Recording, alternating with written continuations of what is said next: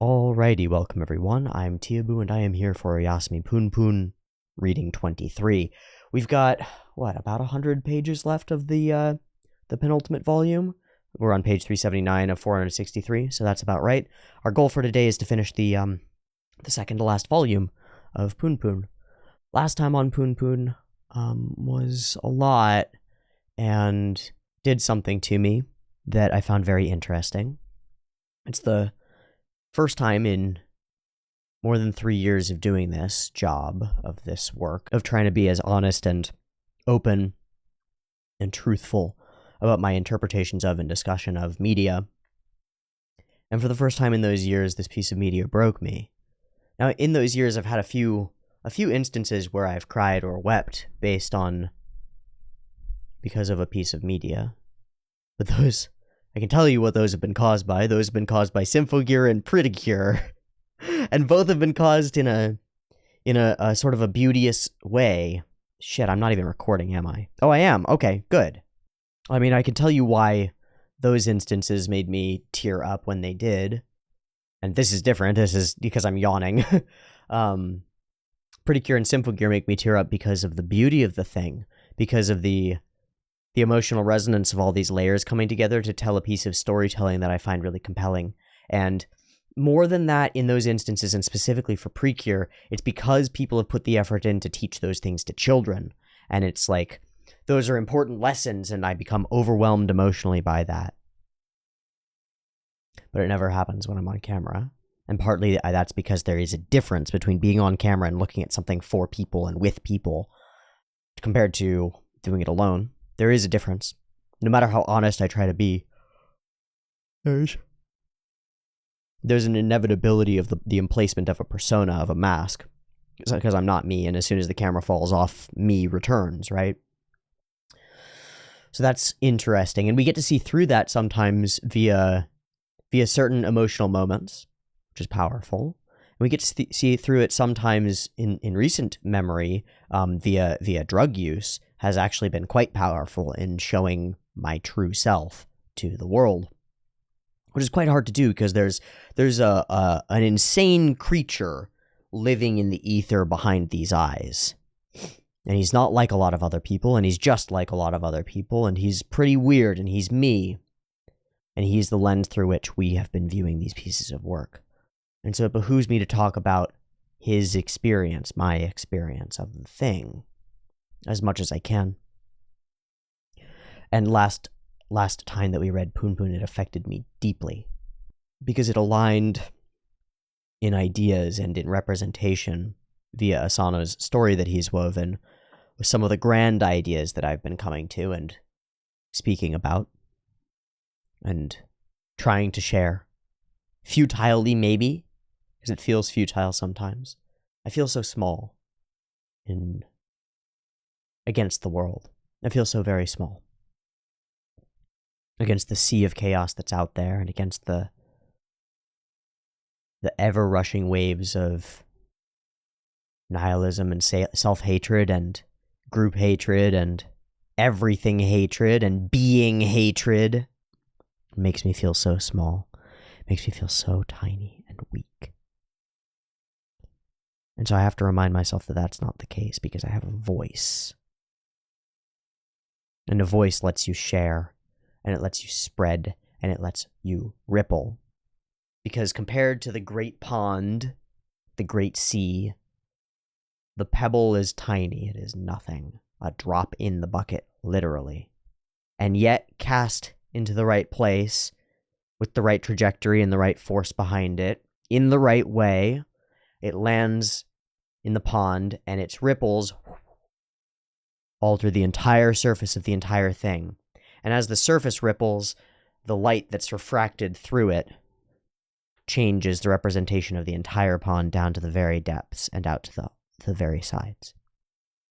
And it's harder than that because it's raining and there are a bajillion ripples all at once, and everybody's addicted to profundity and overwhelmed by profundity. And what I mean by that is, like, well, consider if I were to come up with a phrase or a word that was really, like, truly life-altering, really powerful stuff. So here's a good one. Do unto others as you would have others do unto you. the golden rule. And yet, when I said that, your brain sort of auto-predicted what it was and dismissed it. Say it out loud with me. Do unto others as you would have others do unto you. It's just a rote memory thing. You don't really ever evaluate it or think about it. You know that it's supposed to be an important rule, but it just sort of glances off. And if you spend any time on Twitter or YouTube or Instagram or Facebook, you're bombarded constantly by the most profound ideas possible. Life-changing, life-altering ideas. World-shaking, world-shattering, earth-quaking ideas about the way to live and the way to be. You're bombarded with them all over the place, all the time. So I have a question, which is, how many really revelatory experiences can you have in a day? Or a week, or a month, or a year? I think you can have about one a week. In terms of really, altering your perspective on something. And I think we have about, I don't know, if you spend enough time if you follow the right people on certain places, a few hundred every day. So no wonder you have a hard time figuring out what to identify with and what of those life-changing, world-altering, theological, spiritualist ideals you would actually align yourself with and actually spend the time to investigate fully and to embody, because that's a part of the thing, is you have to actually act it out in order to understand whether it's true. You have to understand whether it works for you, and it might not. It's like, let me see. Let me go find Young Pueblo on Instagram. All right, here's Young Pueblo on Instagram, 2.4 million followers. And what we're going to have is a bunch of text stuff, right? Make deep connections, not deep attachments, Young Pueblo. Whoa. That's a mind-blowing thought. That actually is. I'm not dismissing it exactly.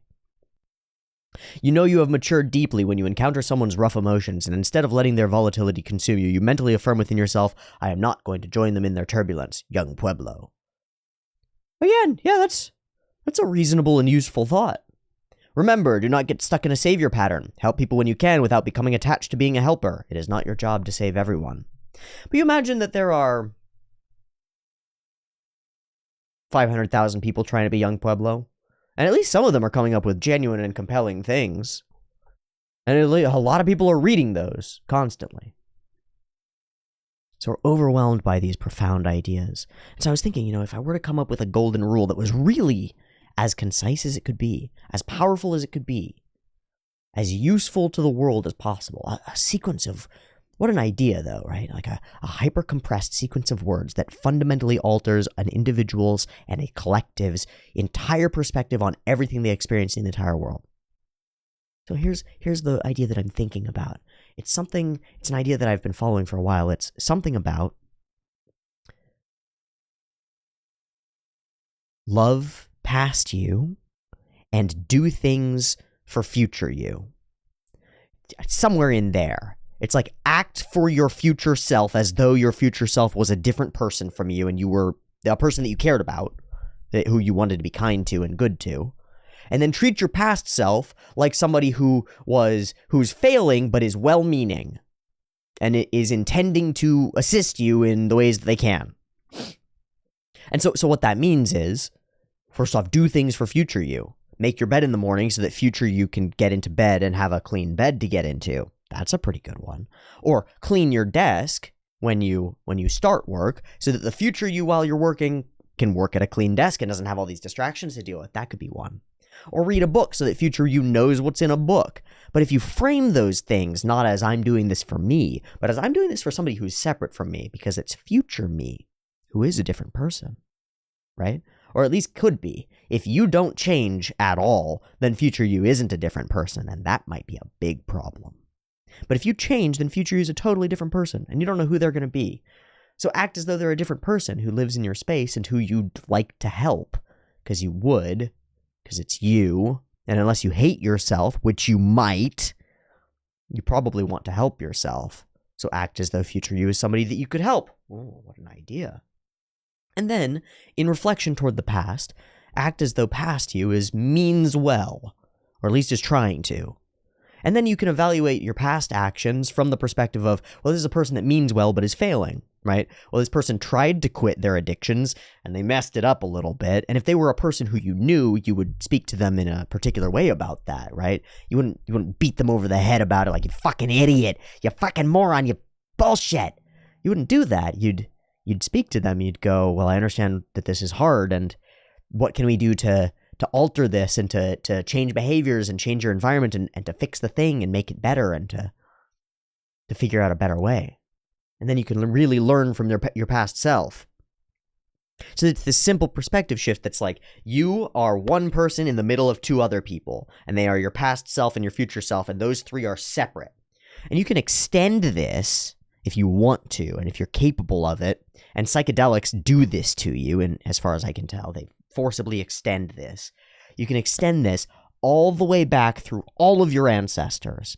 And I don't just mean your human ones. I mean your human ancestors, your monkey ancestors, your rodent ancestors, your down to the very base worm ancestors, down to the base single cellular organism ancestors, down to the semi-organic carbonic molecule rings that started out life in the very beginning.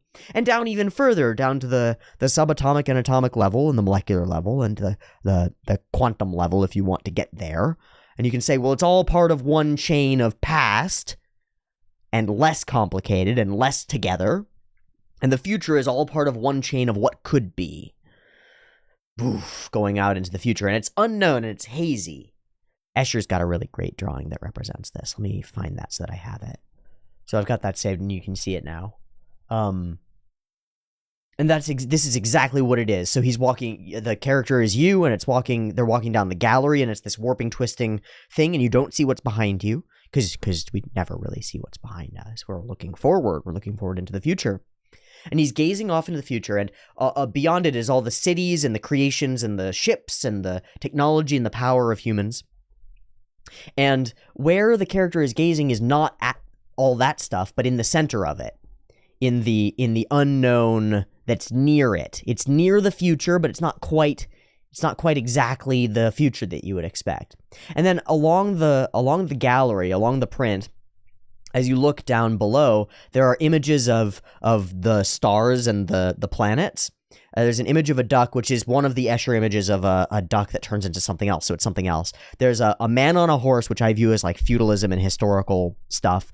There's a double helix. There's a monkey. There are all these different things. So these are the galleries of art of the past, of the things that represent what we already understand. And you're looking out beyond them into the unknown, into the future beyond that's sort of part of civilization and a part of all of these things warped together, but you don't know quite exactly where you're aiming at.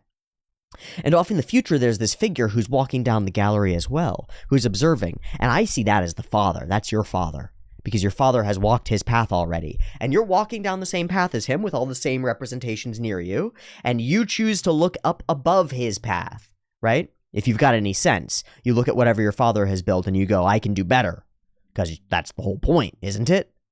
It's the whole point. Or your mother, or your parents, or your ancestry has done, and you go, I can do better. You raise your gaze above that, and you look at all the technological power and prowess that humans have gone, and you say, well, I can take all of this and harness it together and turn it into something for me, a place where I will go. That's an empty space. It's a void that only I can see, and I can step into it, and I can shape myself by it, and choose my direction because of it. So you can extend your view of future self, past self, Trinity, into the infinite future, void, emptiness, unknown, and the infinite past, all of the known, all of the representations of everything that has ever been tried before. And so you can learn from all of the known and all of the history, all of it, and all of the people who have come before, and all of their art, because they've all been struggling with the exact same fucking problem. And that's something extraordinarily powerful to realize, is that you're not alone. At bare minimum, you are three. At bare minimum, you are yourself, your past self, and your future self, and you're all three all at once, because you decide how the future will articulate, and that determines what the past was. So you are all of it in flow. Magical idea. Immensely powerful. immensely powerful. You have the power to decide your fate. Within boundaries. The world's not exactly fair all the time, fair enough, but you still can decide. Even when life gives you shit, it gives you 2 piles to choose from. That's some fucked up idea, but it's true. It's true.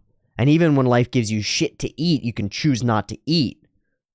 And that's an interesting idea too. Sometimes just rejecting what is in favor of what could be is the only way forward, because what is untenable and unacceptable to you. That's what I did years ago when I rejected my lifestyle, my business, all of the employment opportunities that were arrayed out for me into the world, and I rejected it in order to make my own path. Rejected what is in favor of an unknown what could be. Crazy idea, but we can do it. And it's represented in our art going back for thousands of years, is the idea that you can do that. But you better be smart when you do it. And you better be willing and able to fail. Because failure is death, and you better be willing.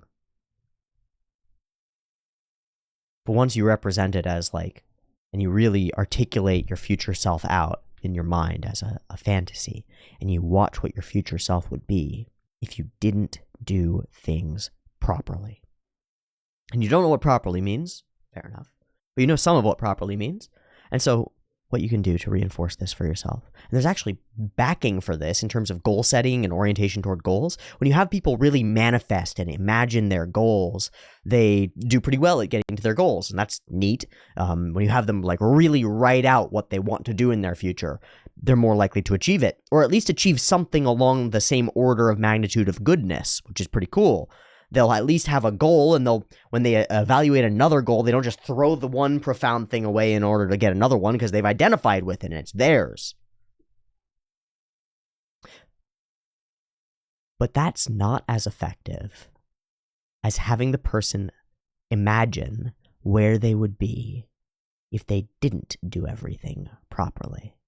And that's really interesting. What really, really gets people motivated is ideating failure. And it's the opposite of what you would expect from the hoity-toity new agey theorists. They go, well, you manifest the reality that you want in the world. And so thinking really hard about the reality that you want is what makes it happen. And you don't want to look down, because when you look down, it's like the cartoon logic. You run off the end and you're still running, and then you look down and you fall. And that's how it is. You have to just keep your eye on the prize and go for the goal. Yeah, but actually looking down, it causes your fear response to go, and your fear response is more powerful than your motivation response. Your desire to protect yourself is stronger than your desire to acquire things that would protect yourself. How interesting is that? Your ability to recognize snake and to jump away from it is way faster and way more powerful and way more deep-seated in your brainstem than is your ability to go, ooh, banana. Banana, yum yum. Way more effective. So what do? If you want to achieve something? Let's say, here's an idea. Let's say you're in the position that a lot of my audience is in, because I know a lot of you are in this position. I'll lay it out and it'll hurt. Okay. Your health is shite. You don't have any of your patterns down. You're physically not confident in yourself, and you don't feel attractive or healthy or good. Your sleep is shite. Your relationships with your family and your parents are shite. Your relationship with yourself is worse because you lie to yourself constantly and you promise that you're going to get better, and then you break that promise. Okay. You waste an immense amount of time doing things that you know you enjoy, but are not the thing that you should be doing. Now, there's a perspective change there, because sometimes the things that you enjoy and what you think of as a wasted effort are actually the things that you should be pursuing, full stop. That's what I did, and it worked. Now, it worked for me, and I've got a lot of privileges that allowed me to do that, and also the ability to manifest myself as something of like an art talker, critic, I don't fucking know what I do, but a voice, perhaps, or a shaman, perhaps. In the tribal sense, because it's interesting. I went and I looked at some of the shaman rites, the old rites, not like specific ones. I mean, coagulations of people who've done theories about what shamanism used to be and how it used to work. And it's like, well, the people who end up being shamans are like, they experience a hereditary element where their father was a shaman, and I'm looking at my dad like, yeah, the dude's, I mean, he's an artistic genius who went into the woods for a while and became insane and deranged, and then came back out of it and rebuilt himself as like a full death and rebirth cycle. Yup, sounds about right. Also, spontaneous vocation. Yup, absolutely. When my dog died and I shattered and put myself back together in a grand quest of self-unification, which is how I framed it and how I still frame it, I click that box pretty easily. Spontaneous vocation to being a shaman. And also falling apart completely. Full death, rebirth internally. Absolutely there. And then, a personal quest, which is part of my spontaneous vocation, caused the inciting incident of the descent into the underworld, into the hero's journey quest. Like, if you want to look at it in the Campbellian sense, it works that way too. You start looking at it and you're like, well, shamans are people who were relatively educated amongst their tribe. Check. Were capable of speech and speaking truth as they saw it to the world. Check. Simple check marks. This isn't to bolster my own ego or anything. This isn't about that. It's about finding an identity that fits me. And the identity of shaman works. Weirdly. Storyteller? Something like that? Oh, it works. Or more accurately, like, collector of stories. That's more like it. Because I'm not a storyteller myself. Not yet, at least. Maybe one day. Maybe when I have more of them in my mind, I'll get together the exact story that I want to tell. But so far, I'm not a storyteller exactly. I tell my own story as I move through these media, but I'm collecting all of the other stories, and I'm condensing them, and I'm trying to share the bits of them that I find the most useful with the people who I share them with. But I was thinking about that as shamanic. Anyway, it doesn't matter. I was able to make myself a job around anime, and that might not be for everybody. But it might be worth trying regardless. So, bad relationship with yourself, bad relationship with your family, bad relationship with your society. I'll bet that a lot of you think that your society is broken. Because it is. It is. Okay. All these check marks of who you are. I think you can fix them. I think you can put them in order. I think you can align your being in such a way that those things become problems that you're specifically and intrinsically aware of and capable of solving, because you are capable. Because you are capable of solving them. And the alternative is to run away and to turn into them and become fully and completely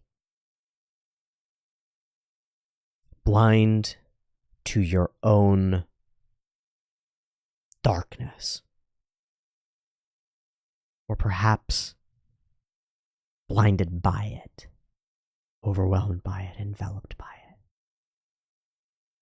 And that's the story that we're in right now. Is PunPun,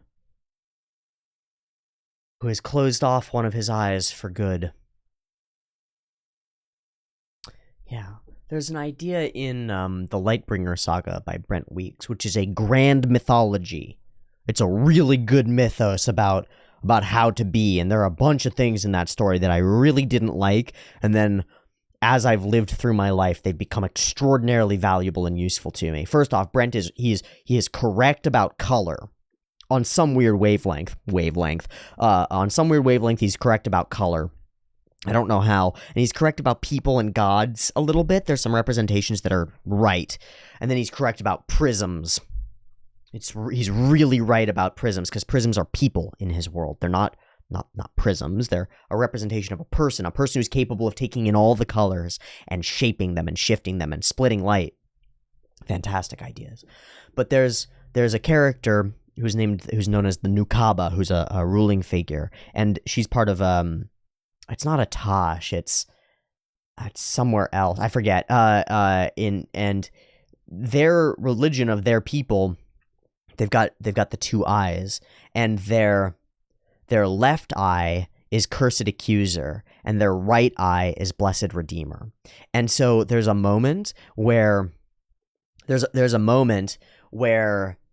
Nukaba looks on one of our characters and closes the Blessed Redeemer, She just winks, and he almost laughs because he thinks at first that she's winking at him. And he's like, what the fuck is that? And then he realizes that what she's doing is she's closing the eye of mercy and showing him only the eye of accusation and torment and death. And that's what that means in that context, in that story. And that's like, that's a cool representation. You close one eye to the world and you see only the thing you're looking for. That's a good representation. So what did PunPun close his eye to?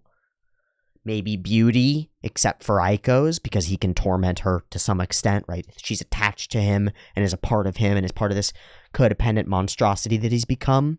I don't know. But he's closed one eye, and it's gone. And his ability to see the whole world has vanished. The light is dead to him.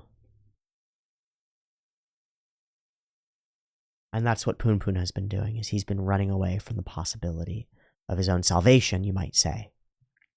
Because the light burns when you're in darkness. And what's amazing to me is that he made the choice of it. Really, he made the choice, as far as I'm concerned, before he went into the environment where the mother was and where he killed her. Then he makes the choice afterward that they're going to run. And it's the wrong choice. Over and over, it's the wrong choice. Why? Well,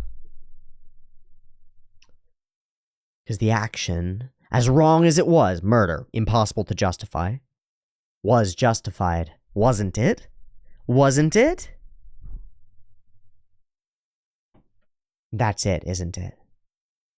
PunPun runs away from his own righteousness.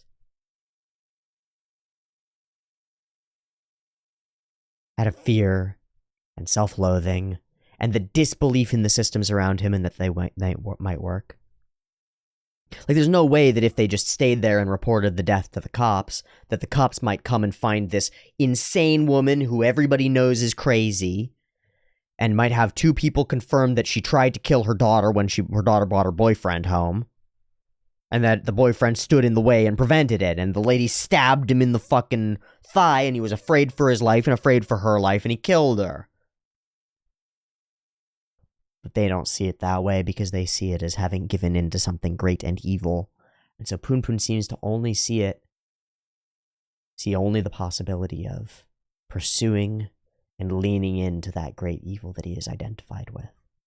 And so he's become the one-eyed Dharma that will bring change into the world. And what change it will bring, I do not know.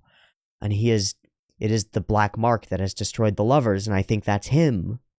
You know? Or at least it's his darkened eye. Maybe. Or maybe it's Aiko. I don't know. Or maybe it's the idea of the idea, which is that, of course, Pegasus has his past vision, and he and Muho have tried super duper hard to fit everything that occurs in the present reality to a previous vision that might be false, or might be flawed, or might be self-represented and self-manifesting. But they try really hard anyway. And so we come back to where I started, I guess, which is that last episode, last chunk, really affected me. And art has the power to really affect people, and well-structured stories in the way that Asano, who I am viewing more and more as a great storyteller with a capital G, great. Like Dostoevsky level of great. Because this is Crime and Punishment, is the story that we've got, and it's exactly the story. And I wonder if Asano's read it. Because it's actually exactly the story. In a lot of ways. The down on his luck, the not sure about himself Raskolnikov, who is PunPun, knows the worst woman, who is the most deserving of death, and who continuously and constantly harms an innocent, her daughter, and decides that if there's anyone in the world who would be worth killing, it would be her, and does so. And the Raskolnikov before the death and the Raskolnikov after the death are not the same Raskolnikov. Necessarily a part of the self, a part of the sight even, is removed. Just in the process of doing it. Just in the process of killing, even if it's not murder. Man. I'm going to go through a few comments as part of a transition back. Garikai, you going through PunPun has been so damn cathartic for me. I remember I read it a few years ago while I wasn't in the best headspace, and I think the result was me not really being able to process a lot of the messaging, as you would expect. I think even if you're in a top-tier headspace, like, the messaging's so complicated, and so fractally dense that you are going to project onto it everything that you see and everything of your perspective. It's vague enough to allow for that, and that makes it great art, I think. I wish I had taken my time with it and spoken to others about what I was going through. I think it's easy for people to internalize certain aspects of the manga that should probably be understood instead. The way Asano so meticulously painted humanity and hell on earth does generate a familiar hopelessness. Watching you analyze, recognize, and deconstruct dangerous thought processes / causation is helping to rectify / shift a few notches in my perspective that were built when I read it for the first time. Yeah, that's a danger in any storytelling, is like, well, you identify with PunPun. We identify with PunPun. He's built to be identified with, right? Kid and family gets is split up and is not great. Dad is sort of distant, but dad is sort of a representation of the mustache dad, and dad gives him a telescope and is like, look, kid, the stars, look into the future and choose your dreams, do whatever you want. And that sort of falls apart because it's sort of a platitude that doesn't really work. And we get hit by the realities in school and destroyed by our social issues, and we fail sexually and cause fucking harm to people, physically and sexually. So you identify with PunPun. Well, he's a fumbling fool. Like you. Like me. Like everyone. Like everyone actually feels. You look around and you see the Chad McChaddingtons and the Stacy McLacys, and they look like they've got it all together, but it's just that they've figured out the outsides better. And then as they get older, they might actually figure it out, or they might totally fall apart. It's why you see high school football jocks that totally fall apart within 5 years of leaving high school because they've got nothing else going on. And you see like nerdy kids from high school who put all their shit together, right? But you also see kids who are on the football team who manage to oscillate themselves and turn themselves into something valid and valuable and useful, whether it's in sports or elsewhere, and they learn from all their experiences and they put it all together, and that's pretty fucking good. So, but we see ourselves in PunPun, and we represent ourselves in PunPun, so it's, well, there's a dangerous road, which is what if you start to idealize PunPun?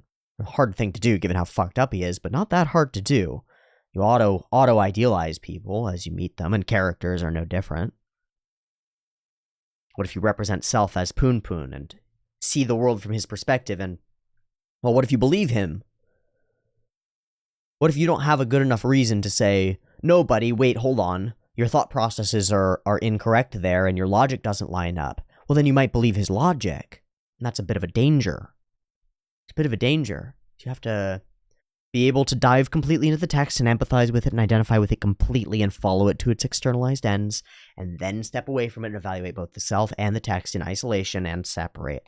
And that's maybe the hardest thing that I've ever done. is to look at a piece of work as complicated as PunPun and to try to entirely invest myself in it and really dive in, really honestly, vulnerably, openly go in and identify with PunPun as hard as I can. And then to also step back away from it and evaluate and judge. It's hard. I'm glad you're enjoying it, Garikai, or at least finding it useful. It means a lot. Tofu Main. The sexual scenes that we're getting between PunPun and Aiko remind me of the type of shit depicted in Berserk, bingo. Like when the monsters from hell exhibit animalistic, carnal desires, feels like hopelessly surviving off the brief highs of enjoyment they get from it after they've lost everything else. Well, the demons are people. The demons are always people. Or more accurately, demons are like fractions of people. That's how you should see them. That's a great way to see them, at least. Because you're not one person, you're a multitude. You're a framing device around the multitude that is you. that is anger and arrogance and pride and all of the sins and all of the gods. They all are within you. And actually going and looking at the Greek gods is quite helpful in this sense. Like, there's a chunk of you that is love and lust, and the two are intertwined, but there's one that's one that's the other, and it's a chunk of you, and it's a big chunk. And if you want to wake it up, type pretty woman into Google, or attractive man into Google, whatever you're into, and just look at a few pictures, and it'll awaken like that. Boom. Done. Awoken.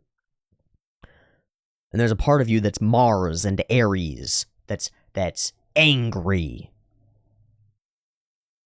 And if you want to awaken that, go on Twitter for 20 minutes. You'll have a grand old time.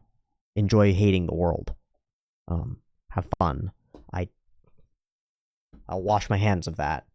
I highly recommend that you don't do that, actually, or watch the news. They're not helpful. All they do is make my Mars go and activate. But there are the other gods too. There's Hera, or Demeter, goddess of harvest and motherliness in many senses. And you can identify with that. All you have to do is be near a kitten and not be a psychopath, and your Demeter will awaken. And there's some Zeus, which is power and thunder, and also authority, but also sort of justice, and also foolishness, and all these other things.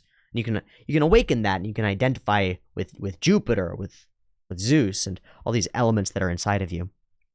And you can grab and take the 7 deadlies and put those in and use those as a representation because they're pretty useful. And you can grab characters from the world and grab those and pop them into yourself because those are pretty useful. And you can grab religious mythos and identities and grab those and make those part of you, and those are pretty useful. They're really useful centrally as a central framing point. If you frame yourself as identifying with Christ or Buddha or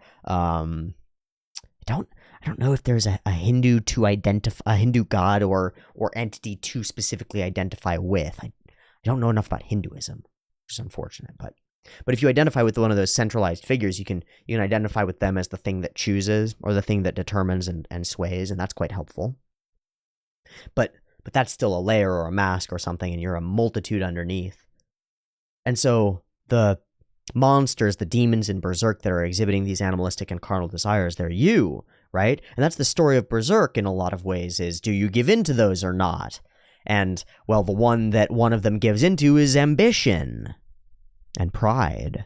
And the one that the other almost gives into is righteous wrath. And we put those two things up against each other. It's like betrayal and righteous wrath. Well, that's interesting, given that Dante Alighieri also put the two against each other by telling the story of Lucifer and the great betrayal. Right?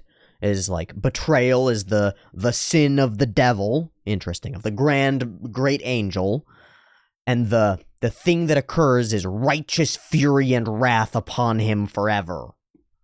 Well, that's Berserk.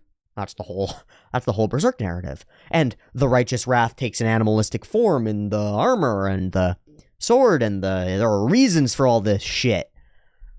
Miura is a genius. And that, like, what does that mean when we say that somebody's a genius?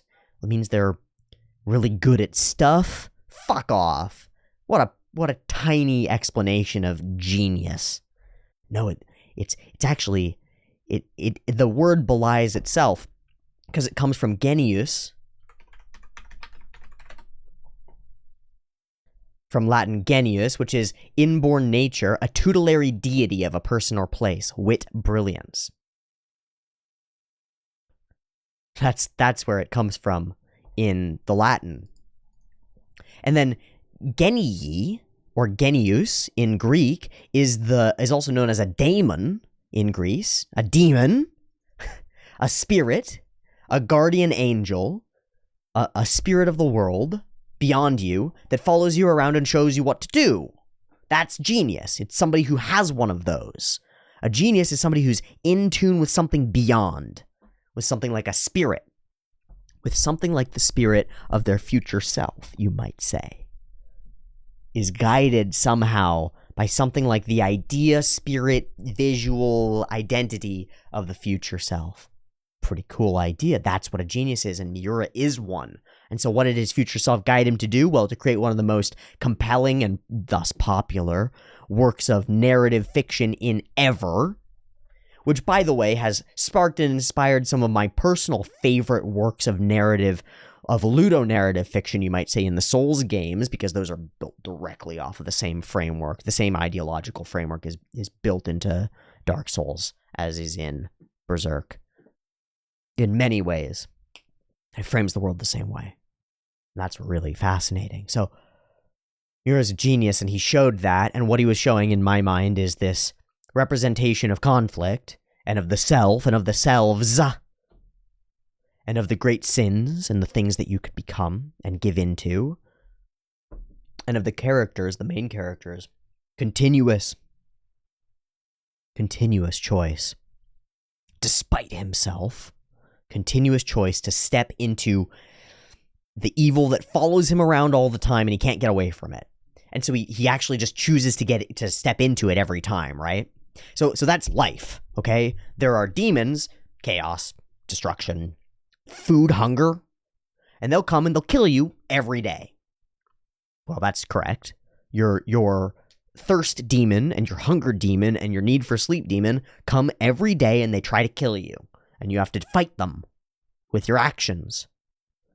I mean, you can just lay there and pretend that they don't exist, but then they'll just come and get closer to you, and they'll hurt you more. And they'll hurt all the people around you, which is what Guts finds out. So you have to stand up and hoist your big fucking sword and cut through them. And deal with the bullshit. And maybe that means you don't really get to sleep very much. But it's necessary. So, Miura's a fucking genius, and he represented struggle and life in Guts' story perfectly, as far as I can tell. And the one time that I think of Guts having a reprieve, well, first off, there's childhood, where he has a bit of a reprieve. Things aren't as bad in childhood, even though they're worse. And gosh, the childhood story of Guts is like, it's right on the money. The father and the forcible fighting and the group and the identity and all of it. It's like, Miura, my guy. But the one time where I remember Guts really having a reprieve is the blacksmith with the daughter, where he gets to live elsewhere in simplicity. He gets to be away from the demons for a little while. It's odd. But he does get to be away from them for a little while. It's when he invests himself into work and into training and into rebuilding himself. And all of that is for a given purpose, because he's going to step back into the chaos of the world, and he knows it, and he wants to be ready. And that's a pretty good way of being. It's a pretty good way of being. It's not an unpopular idea.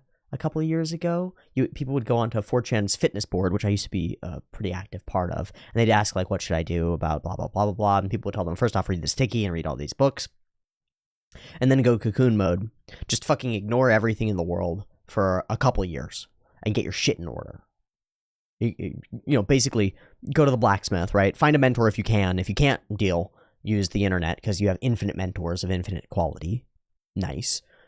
And cocoon mode yourself. Find a cheap place to live, get a shit job that pays for the place where you're living, and that's about it. Something that you can stomach doing, that you don't mind, and then spend every waking minute working on yourself. Read as many books as you can, date as many attractive and interesting women as you can, lift as much as you can, or just ignore the women completely is what they would mostly say, because it gets in the way, you know?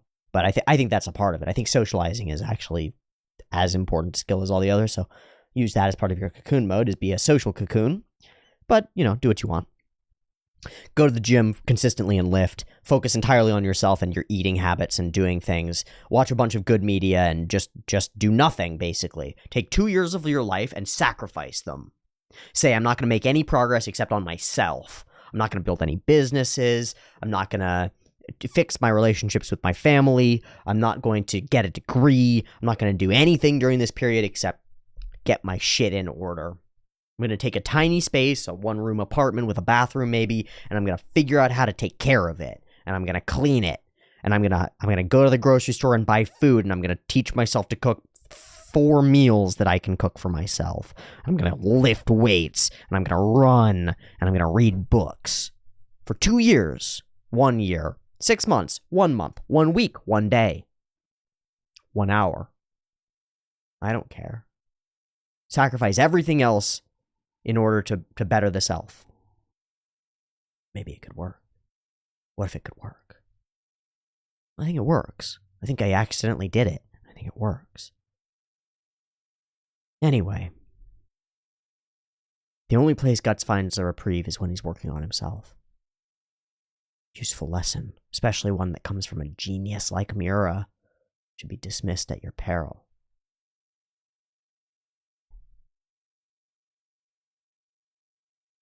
Gurgle Schwartz,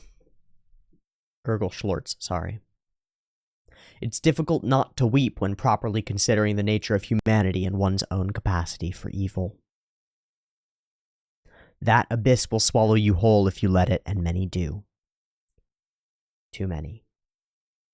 I agree with the sentiment. I don't like the last bit of the phrasing. I understand being swallowed by the abyss as you gaze into it, but I think so many more people turn away from it. So that's the envisioning, right? There's the outside world around the pit, and you glance into the pit, and immediately you get that feeling at the edge of a cliff where it's like, whoa, it pulls you. It's gravitational. It wants you to fall.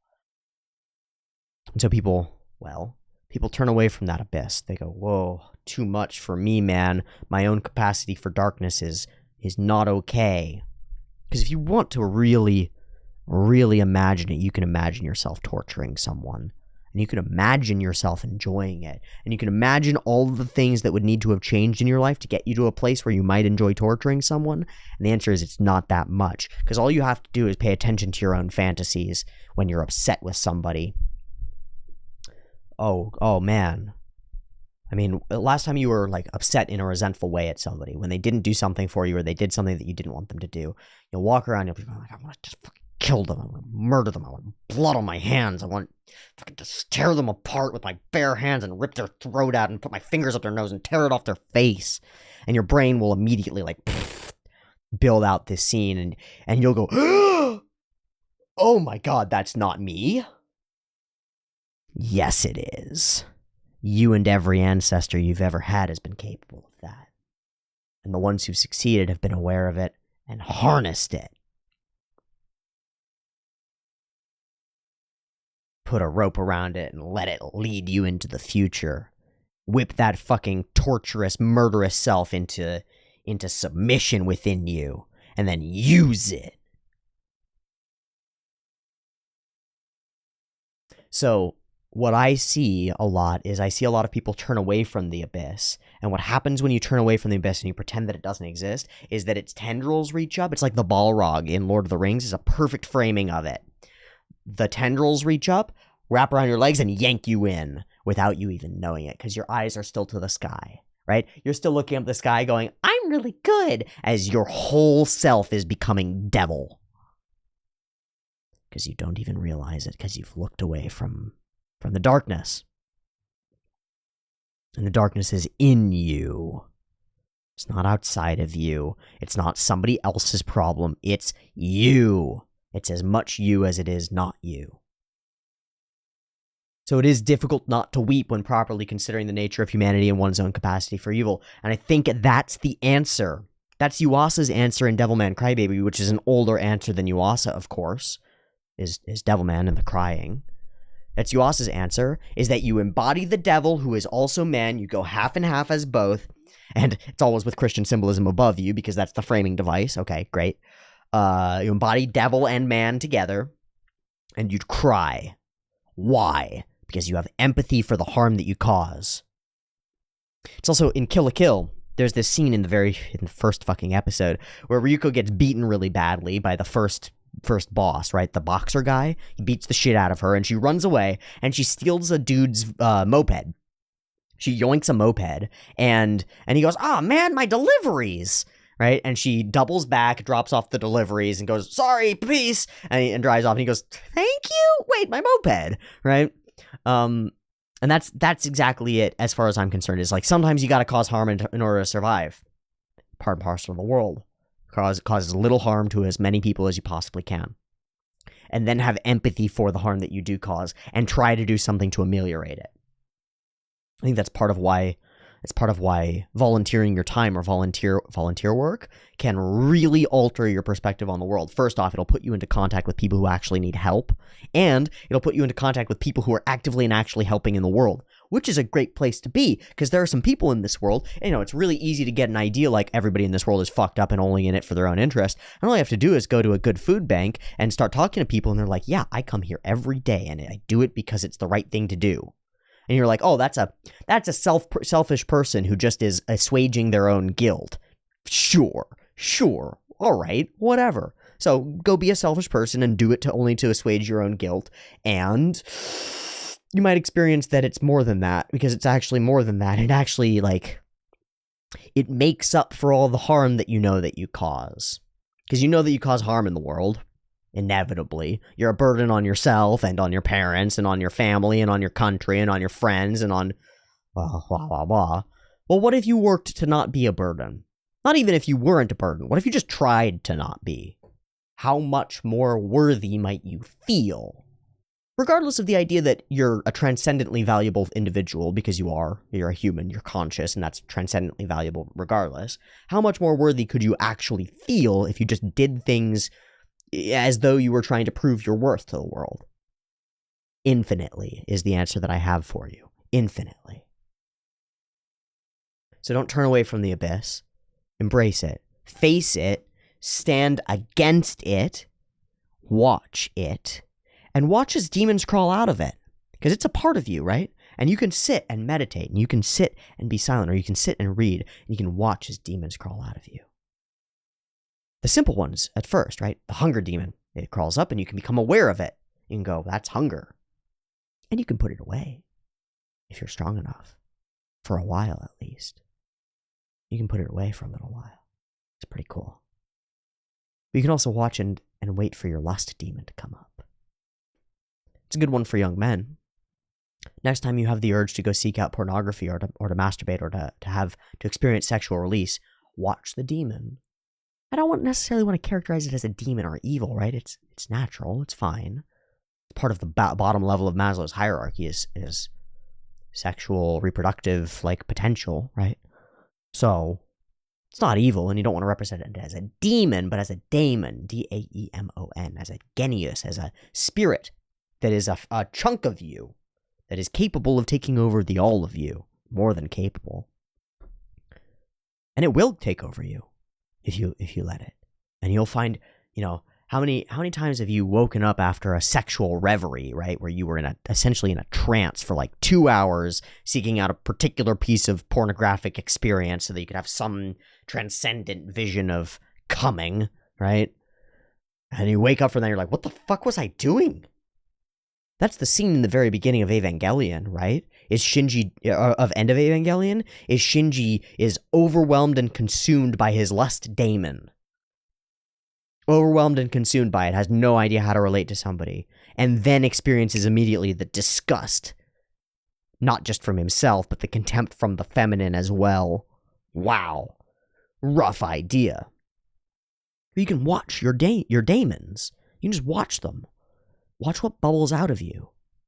And some of them are joyous and beautiful and as though they come from beyond. As though they're representative of the future self that could be. As though our more primitive ancestors might have envisioned them as religious or spiritual or godlike or maybe from gods, actually. But are they from gods or are they from you? Well, that's the Protestant Christian idea, is that the God, the one God that is all the gods, is inside the self. Where is God? Well, he's in you. What the fuck does that mean? Well, it means you're conscious. And it means you're conscious of your various gods. And you can choose which ones to worship, and the ones that you worship grow. It's why in D&D, our mythological representation of reality that is sweeping the globe, D&D is exploding for good reason. the mythological representations of the gods in D&D world are, well, they're these ethereal things that can't really affect the material world, except when they kind of do in crazy ways that are unpredictable and inexplicable, but they choose champions who embody them in the real world, and the actions of those champions are sort of the thing that bolsters the power of the god. So if you're a champion of the goddess of love, and you do some great acts in the name of love, you bolster love in the world, okay? And then also, they're represented by the number of people who worship them and the amount of worship and the quality of that worship, okay? So, the number of people who worship, let's say, the idea that being is good changes the idea that being is good and makes it a better representation in the world, and a more effective one, and a more spread one, and a more powerful one. And then within the direct self, there's that, copy pasta that's like, there are two wolves fighting inside you. Which one do you feed? And that's exactly right. It's exactly goddamn right.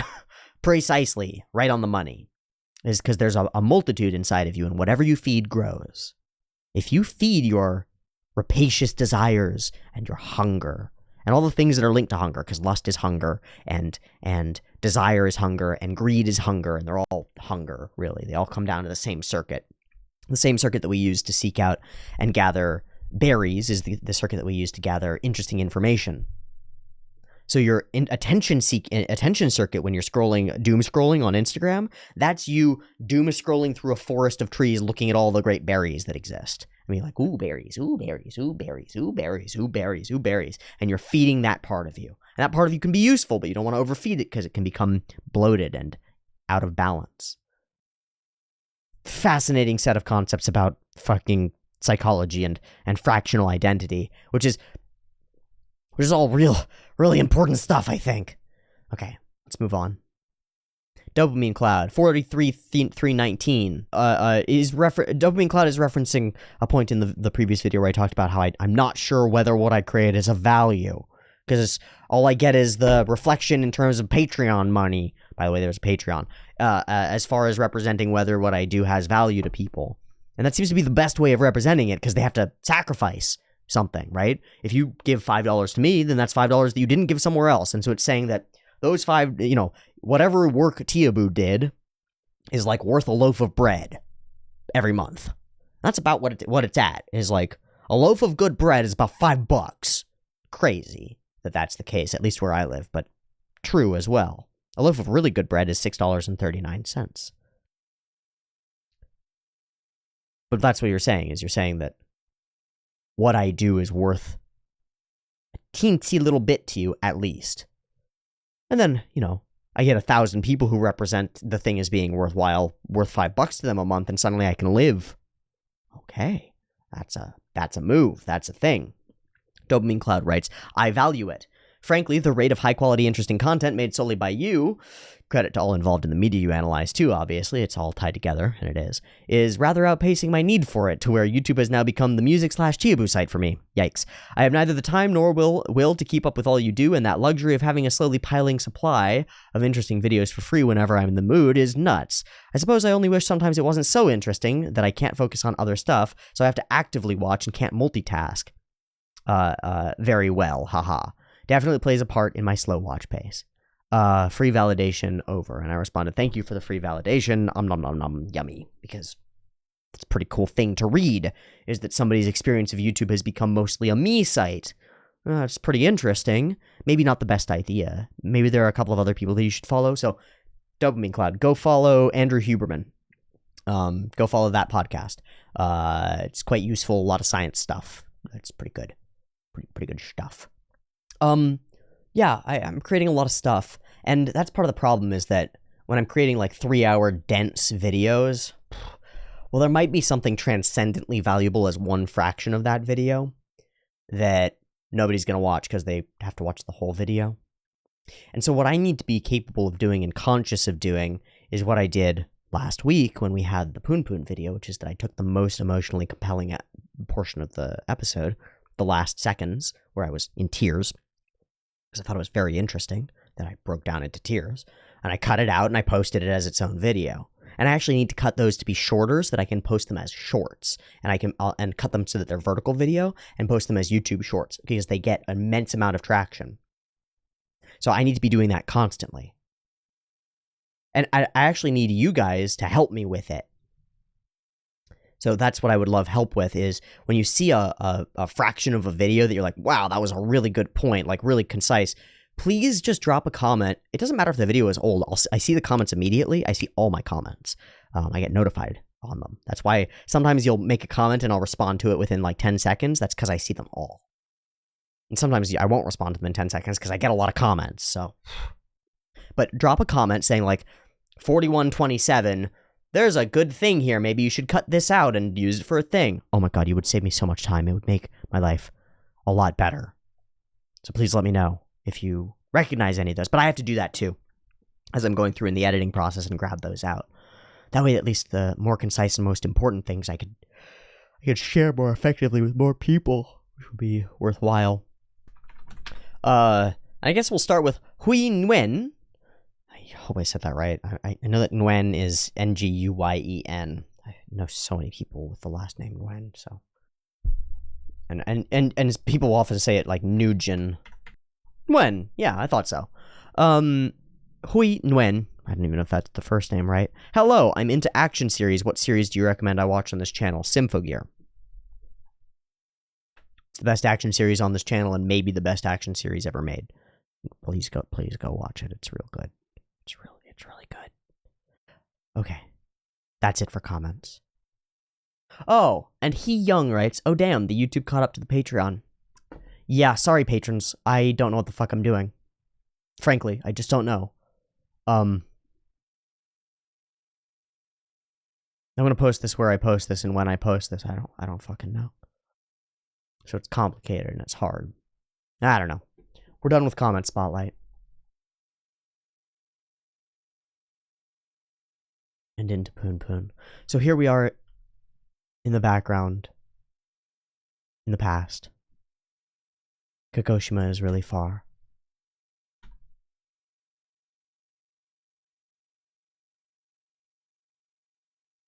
But I think if it's going to perish, it will perish. So do what you want in your teens, save lots of money, and spend it all in your 20s. Sorry, I need to say goodbye now. She's standing on the edge of something, looking down at a picture of herself. See you tomorrow. Aiko, it's okay. You are cursed. I'm going to hang in there.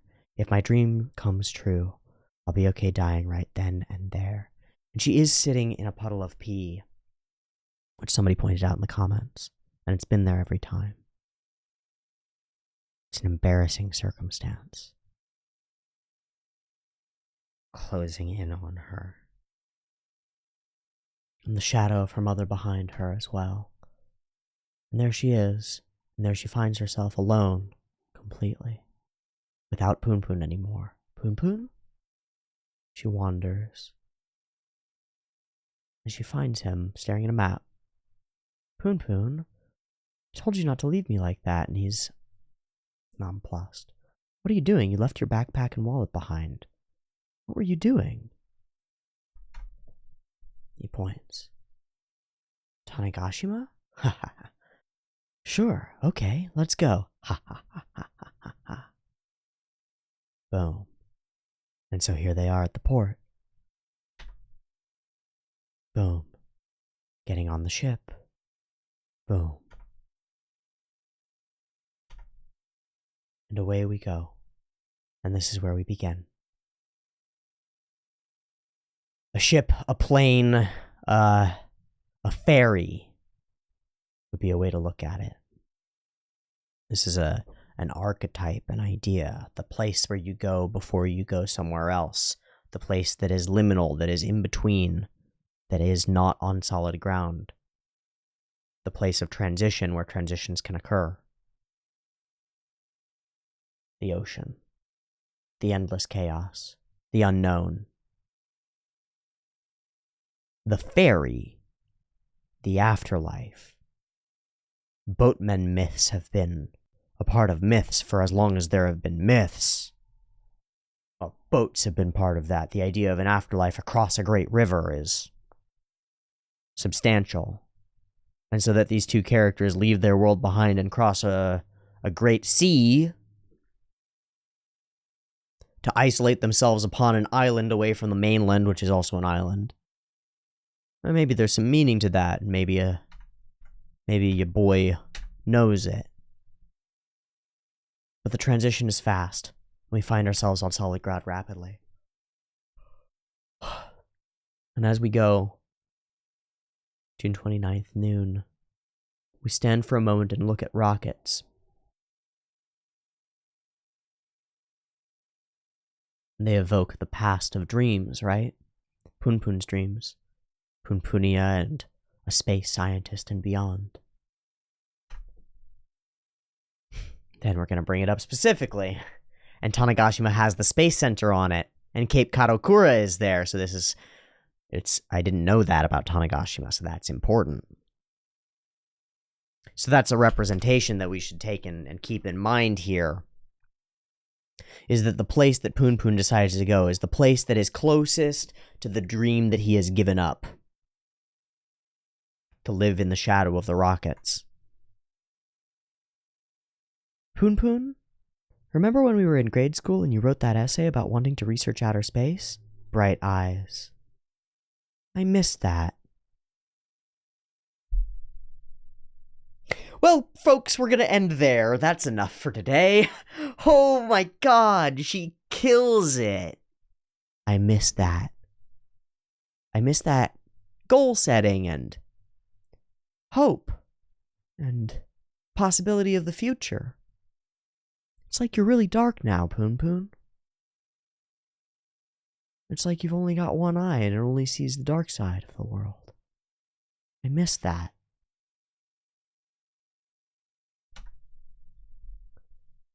Maybe with a little luck, that kind of life would have been possible. Is there any point in talking about what ifs right now? Sorry. Again, he is so desperate to kill dreams. They reflect on his darkness. They mirror what he's given up, and that he doesn't actually have to give it up. That his blindness is by choice, right? He wasn't struck blind by God. He chose it. And she says, with a little luck, that kind of life would have been possible. Well, where's the boundary between enough luck and not enough luck? Because I know some people who've had nothing but bad luck, and they've managed to make it. I mean, make it. So it's not entirely self-evident to me that luck would have made any sort of difference in any sort of way. What about choice? Because we watched over and over as PunPun gave up his dreams and made the choice to. Every time, he framed it as though he had no choice but to give up the dreams, and yet we watched it, and we saw it, and we knew that that was not the case. Every time. And there were unfair things done to PunPun, let's not mince words. He was raped at a young age, and it took a lot of his dreams away when he was. But I know people who have been raped, who are living in spite of it, literally in spite of it, literally to prove that they are worthwhile, and that given all of that suffering that they've experienced, life is still worth it, and that being is good. So while I have empathy for PunPun's experiences, I don't have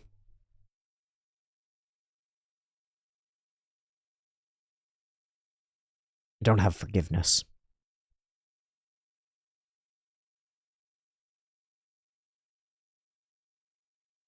Someone who cuts off their own finger and then cries about it gets nothing from me.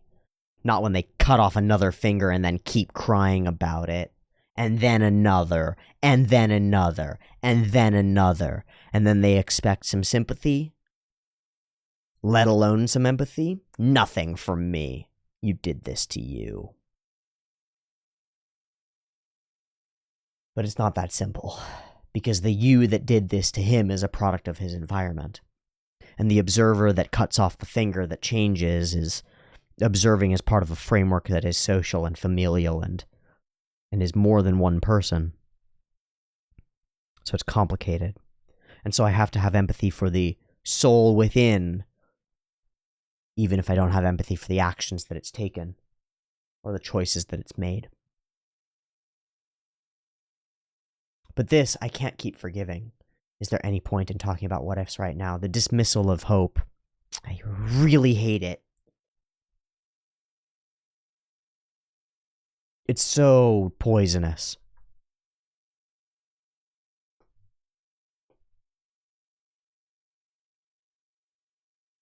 Nature, nature, cow. This is something that I want to mention that's kind of interesting, is that he's wearing this cow shirt, and I see it as an extension of black and white stripes. Right? If it were a zebra shirt, it might be a little more on the nose. But he's wearing a cow shirt. I don't get it. I don't know. Maybe nothing. I don't know.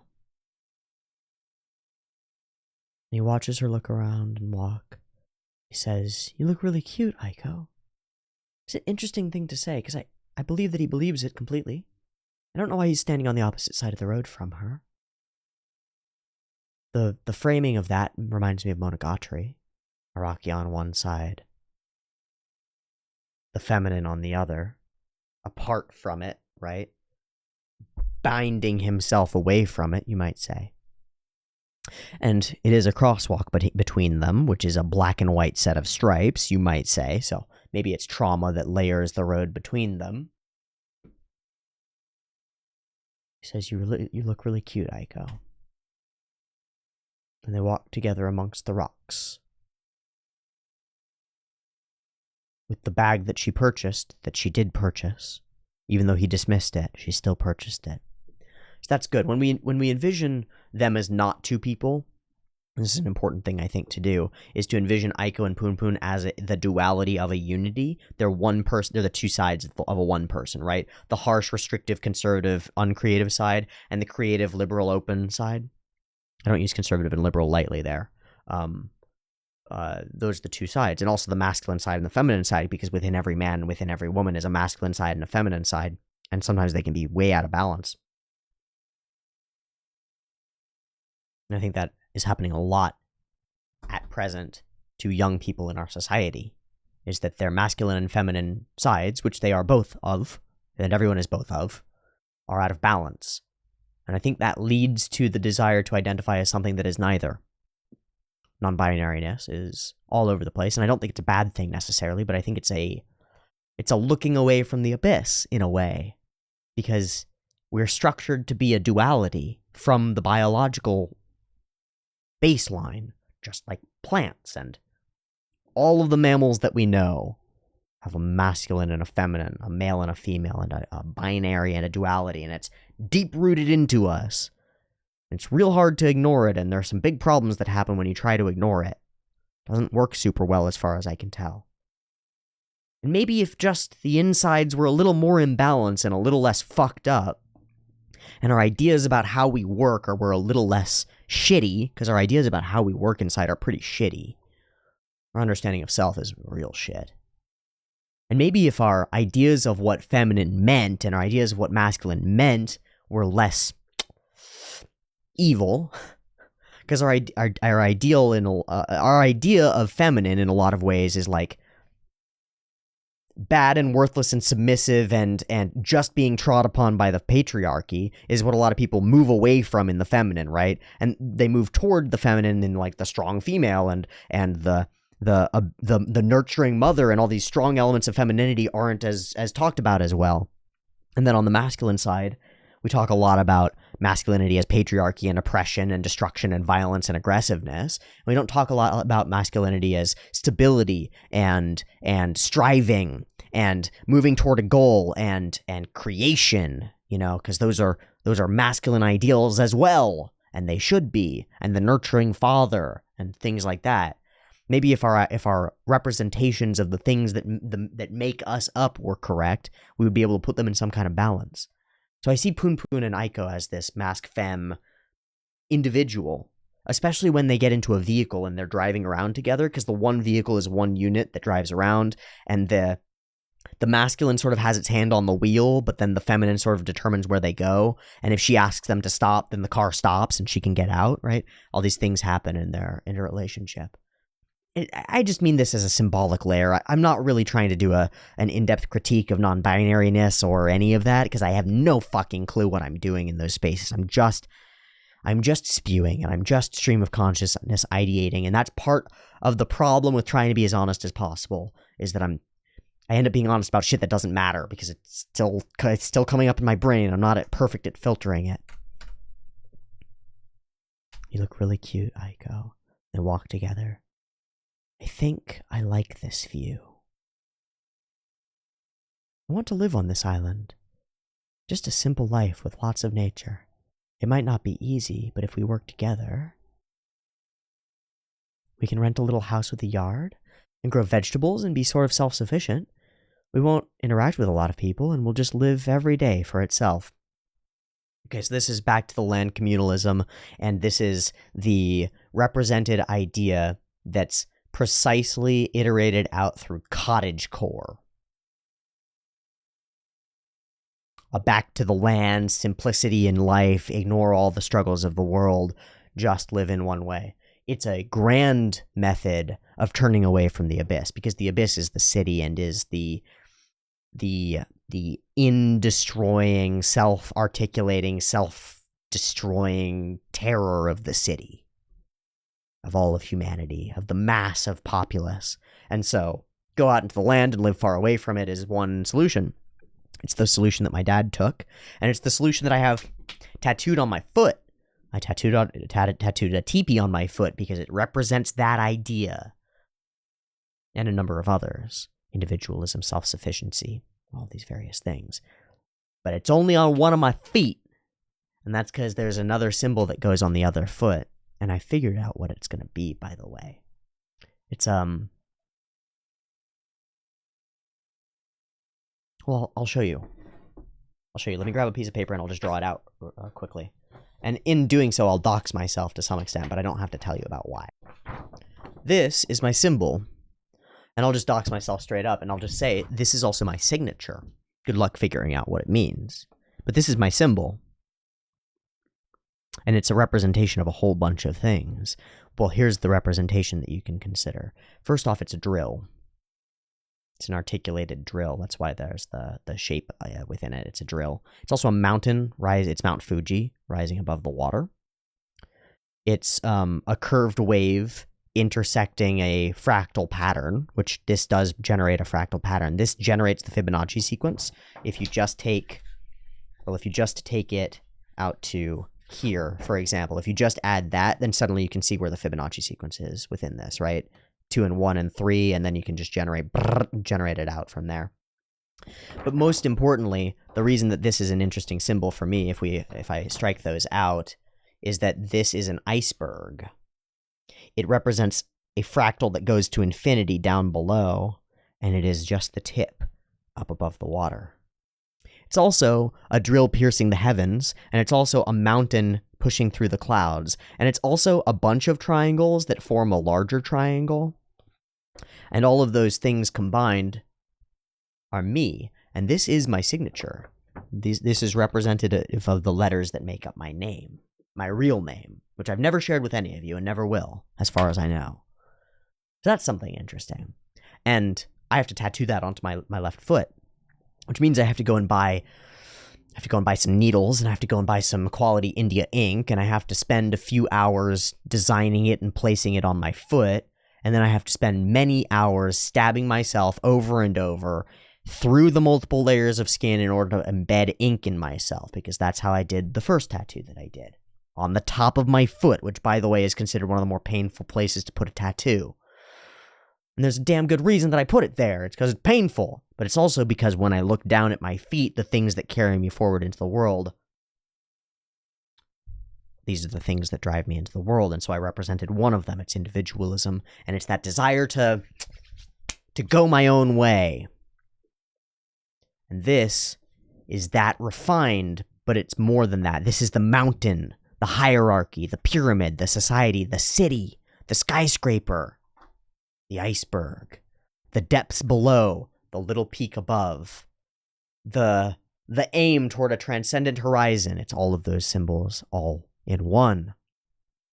And it's the oceans of chaos which are the great mother. And that's something too. So there's a lot to the symbol, and it's good.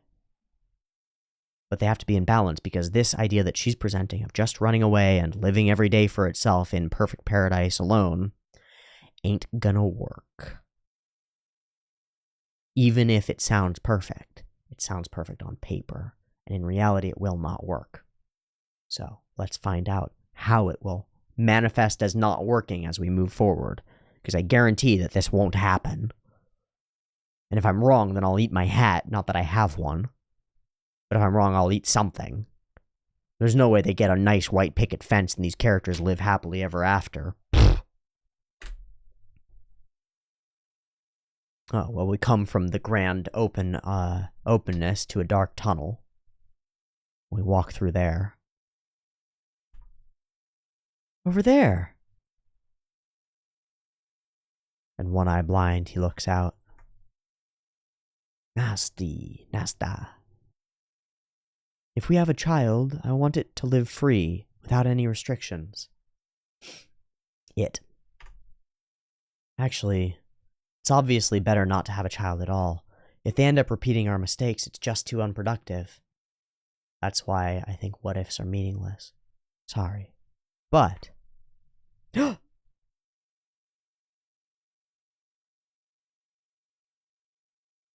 He's out of it for a moment.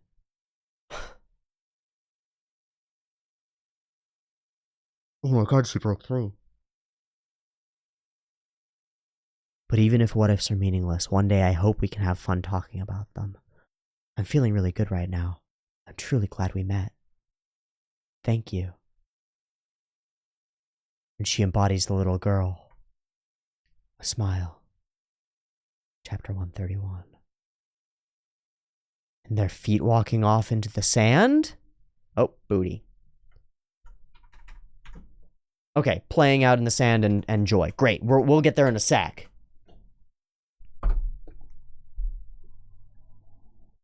Whoa. Whoa, she broke through. Whoa, whoa, whoa, whoa, whoa. God, she's so relentless in some of her elements of positivity. She can't help but envision a potential future. It's like the half brain, right? Your creative brain can't help but envision a potential. It can't help but look for hope. In the darkest depths of the deepest pit, in the dankest cell surrounded by rats and hell, you seek for hope. Some part of you does, if you haven't killed it yet, and you can kill it. That's the Cain and Abel story, is you can kill your hopeful side, and you can kill it, and it will torture you forever if you do. Good story. She's relentlessly optimistic, at least in dream, right? She's constantly in dream. And she dreams, when she dreams, she's dreaming about the place where she was and how bad it was. And then that reflects onto the now, and so the now looks pretty good. Even though it's awful, it looks pretty good. Now PunPun reflects on where he was and now looks pretty awful. But it's all about where they are in the curve of existence, right? And that's something really interesting, is that you experience positive emotion heading toward a thing. And you experience it relatively. So if you have like a really high dopamine kick and then a normal interaction, it feels really boring. But if you have like a really low dopamine state and then the same normal interaction, it feels amazing. So when you come from great darkness and you move toward good things, it feels great. And when you come from anywhere positive and move toward even mediocrity, it feels awful. That's an interesting thing to know. It's part of why when you reach a goal, it's such a long drop. Just down to baseline. You're like, going, I did it! Ugh! And you feel like you're dead. But she comes to the craziest ideation. If we have a child, right? And they've not talked about this at all. No discussion around it. This is the sort of thing where we make jokes about it, where like the girl brings up having a kid early in a relationship and the guy's like, haha, woo, out of here, bye, later. You know, or you broach marriage too early, or you go up to a person, you're like, hi, you're really pretty, please marry me. I've thought about doing that, just for fun, just to see how badly it goes, and I've decided that it's not worth it, because it would just not be worth it. And I don't think I would want to marry anyone who would go like, okay, in the first place, or regardless. So, it seems dumb. Not a thing to put out there.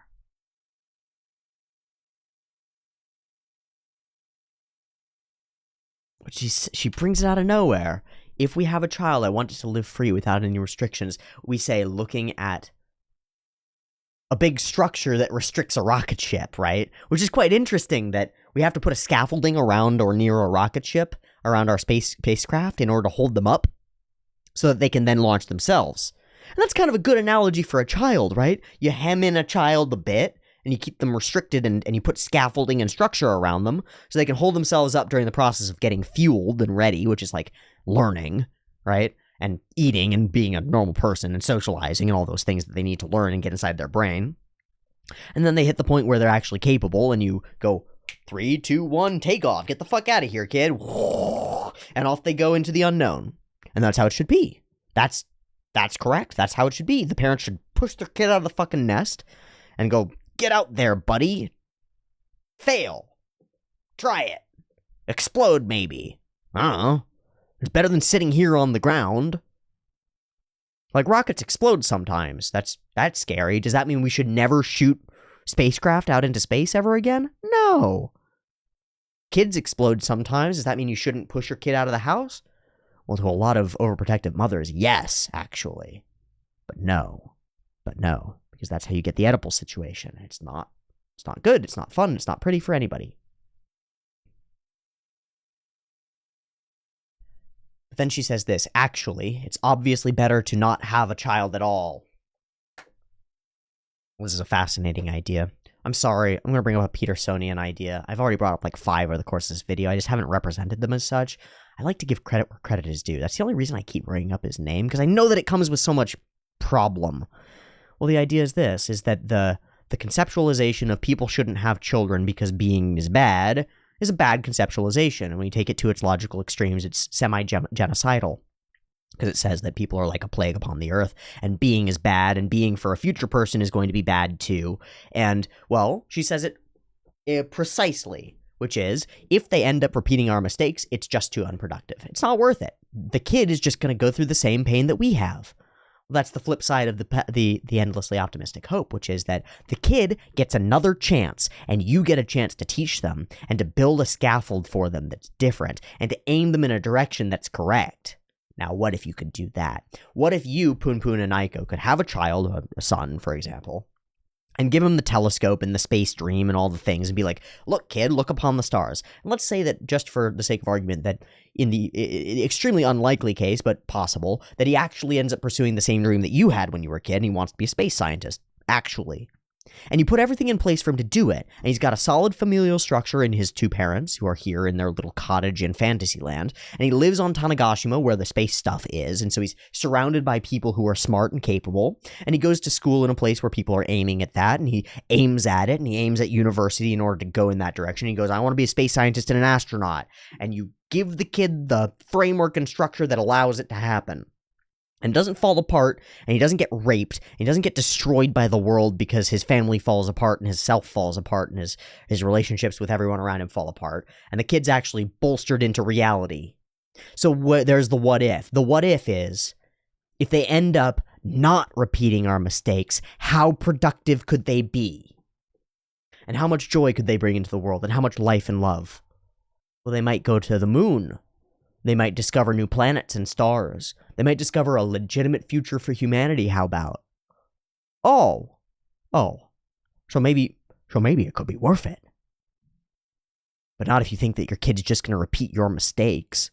And what a horrible yoke to burden your children with, is like, you're going to be just like me, kid, and that means you're going to be just as much of a failure as I am. Fuck you. Shit parenting. So then he says, which is the flip idea, which is the in-between idea. It's the idea that tries to step away from that and not be quite as pessimistic and just be analytical, right? Which is to say, that's why what-ifs are meaningless. That's why the dreams and the possibilities don't matter. Well, that's Derrida and Foucault. That's stepping away from things and saying that no framework really matters, no framing of the future really matters. None of these dreams are effective, or no dream is more important than any other dream. It's all meaningless and it's all worthless. And it's like, no, because the dream of having a child who is free without any restrictions, which is to say restricted in all the right ways, the dream of having a child who is free without any restrictions, who is restricted in all the right ways and is capable of achieving their goals, you might say, is a worthy dream. And the dream of a child who ends up repeating your mistakes and being unproductive is an unworthy dream. And you can manifest either one of them. You have the choice from the day your child is born and before which one you'd like to manifest in their life. Because you can make their life miserable and unproductive if you want. I know people who have done it. And their children have been miserable and unproductive. There's a woman who lives across the street who is a mess. She's a mess. She's a compulsive liar, continuously lies about stuff, talks constantly about her mystical and spiritual experiences, is seeking attention constantly. And she raised a shithead of a child who was a gangbanger in a nice town. Gangbanger. There are stories of him jumping over our fence and coming and stealing our glass pipes that we used to smoke weed. That was before I showed up here.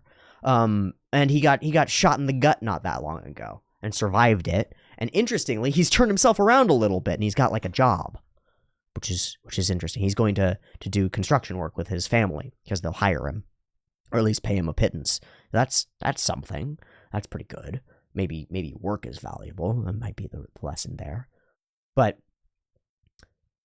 the way I see it is that the woman across the street hates her own existence, and decided to place all of that on her son, and did a really good job of it, and instilled him really effectively with the concept that he had no future, and would only make mistakes, and would only end up old and miserable, and as petty and cruel, and genuinely malicious as his mother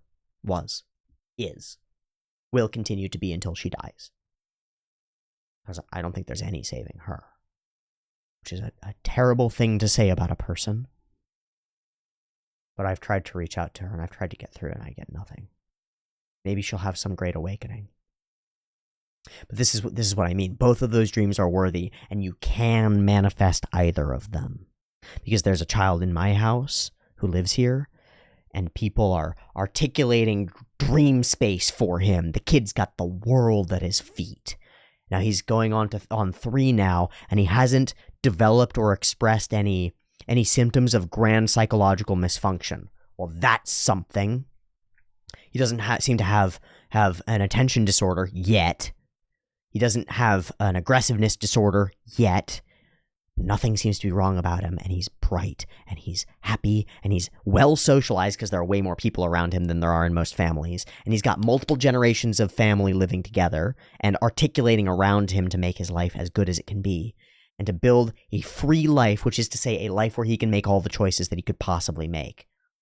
And he's gonna be a fucking astronaut, baby. Not an astronaut. I don't mean that's what he'll be. I mean, he's gonna be able to look at the world if he doesn't get screwed up. If he doesn't get screwed up before he's 4, I think, if we manage to hold the house down for 1 more year and he doesn't get destroyed, he's going to be able to look at the world and choose any profession that he wants and go for it, and he'll be able to succeed and excel. And that's an interesting thing because his dad's not that bright. And so you'd think the kid might not be that bright, but he's brilliant. So you wonder how much of his dad not being that bright is actually not brightness, and how much of it is trained into him by the pathologies of his own family dynamic and his own mode of growing up. And some mistakes that his own mother made, but they were mistakes, not an overwhelming choice to cause failure. Generally well-meaning made some mistakes, very different from actively deciding to destroy your own child. That they have no possibility for them, and deciding that for them. Very different situation. Night and day. And I actually do think that my friend who has the child is not that bright. I think he's actually quite intelligent, and he hasn't honed the skills, the literal pathways inside his brain that put things together effectively. And as he's getting little pieces of them together, they're all coming together, and he's figuring out that he can actually read, for example. And that's pretty powerful. It's a real tool, man. When you take a person who he thought he was dyslexic 6 months ago, and you show him that he can actually read, because he's not dyslexic. He's actually not. He was just told that he was. He was just told that he was stupid, and he believed it. Well, partly because it made his life easier. He could just ignore all the school stuff, because he was like, I'm just fucking dumb. And he could get away with that because our educational institutions don't really care that much. And they just dismiss you, right? It's like, okay, well, you're just dumb. There are plenty of kids who are, unfortunately. The IQ is an average, right? Scary thought. So they just dismissed him as such, and so he skated by. Poorly. But man, he can change his whole life. Huh. Just by believing that he can. Huh. If they end up repeating our mistakes, it's just too unproductive. Yeah, so why get up in the morning? What if you end up just repeating the same mistakes of yesterday? Well, that's an easy trap of thought to fall into. And the answer is, you are a conscious entity who is capable of free will and choice.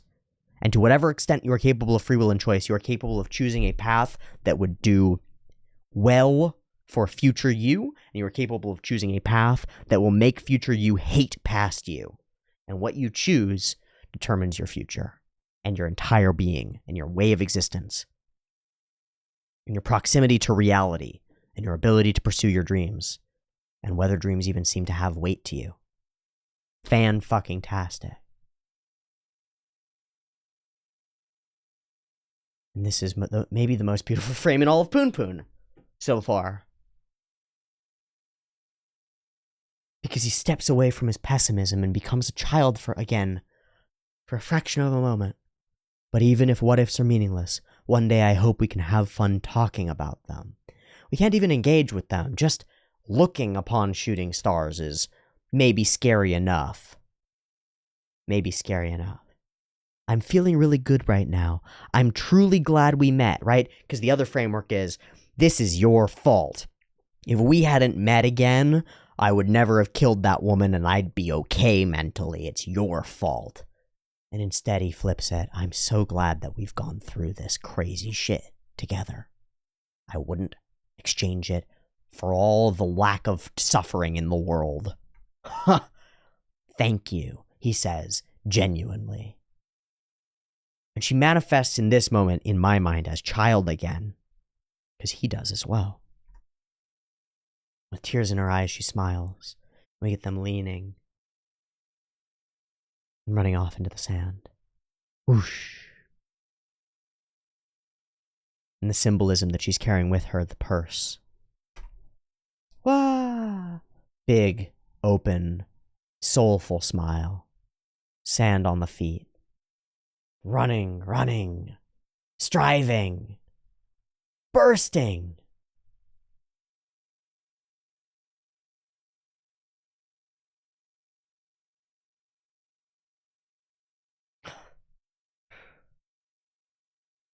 And he runs out into the sea as well.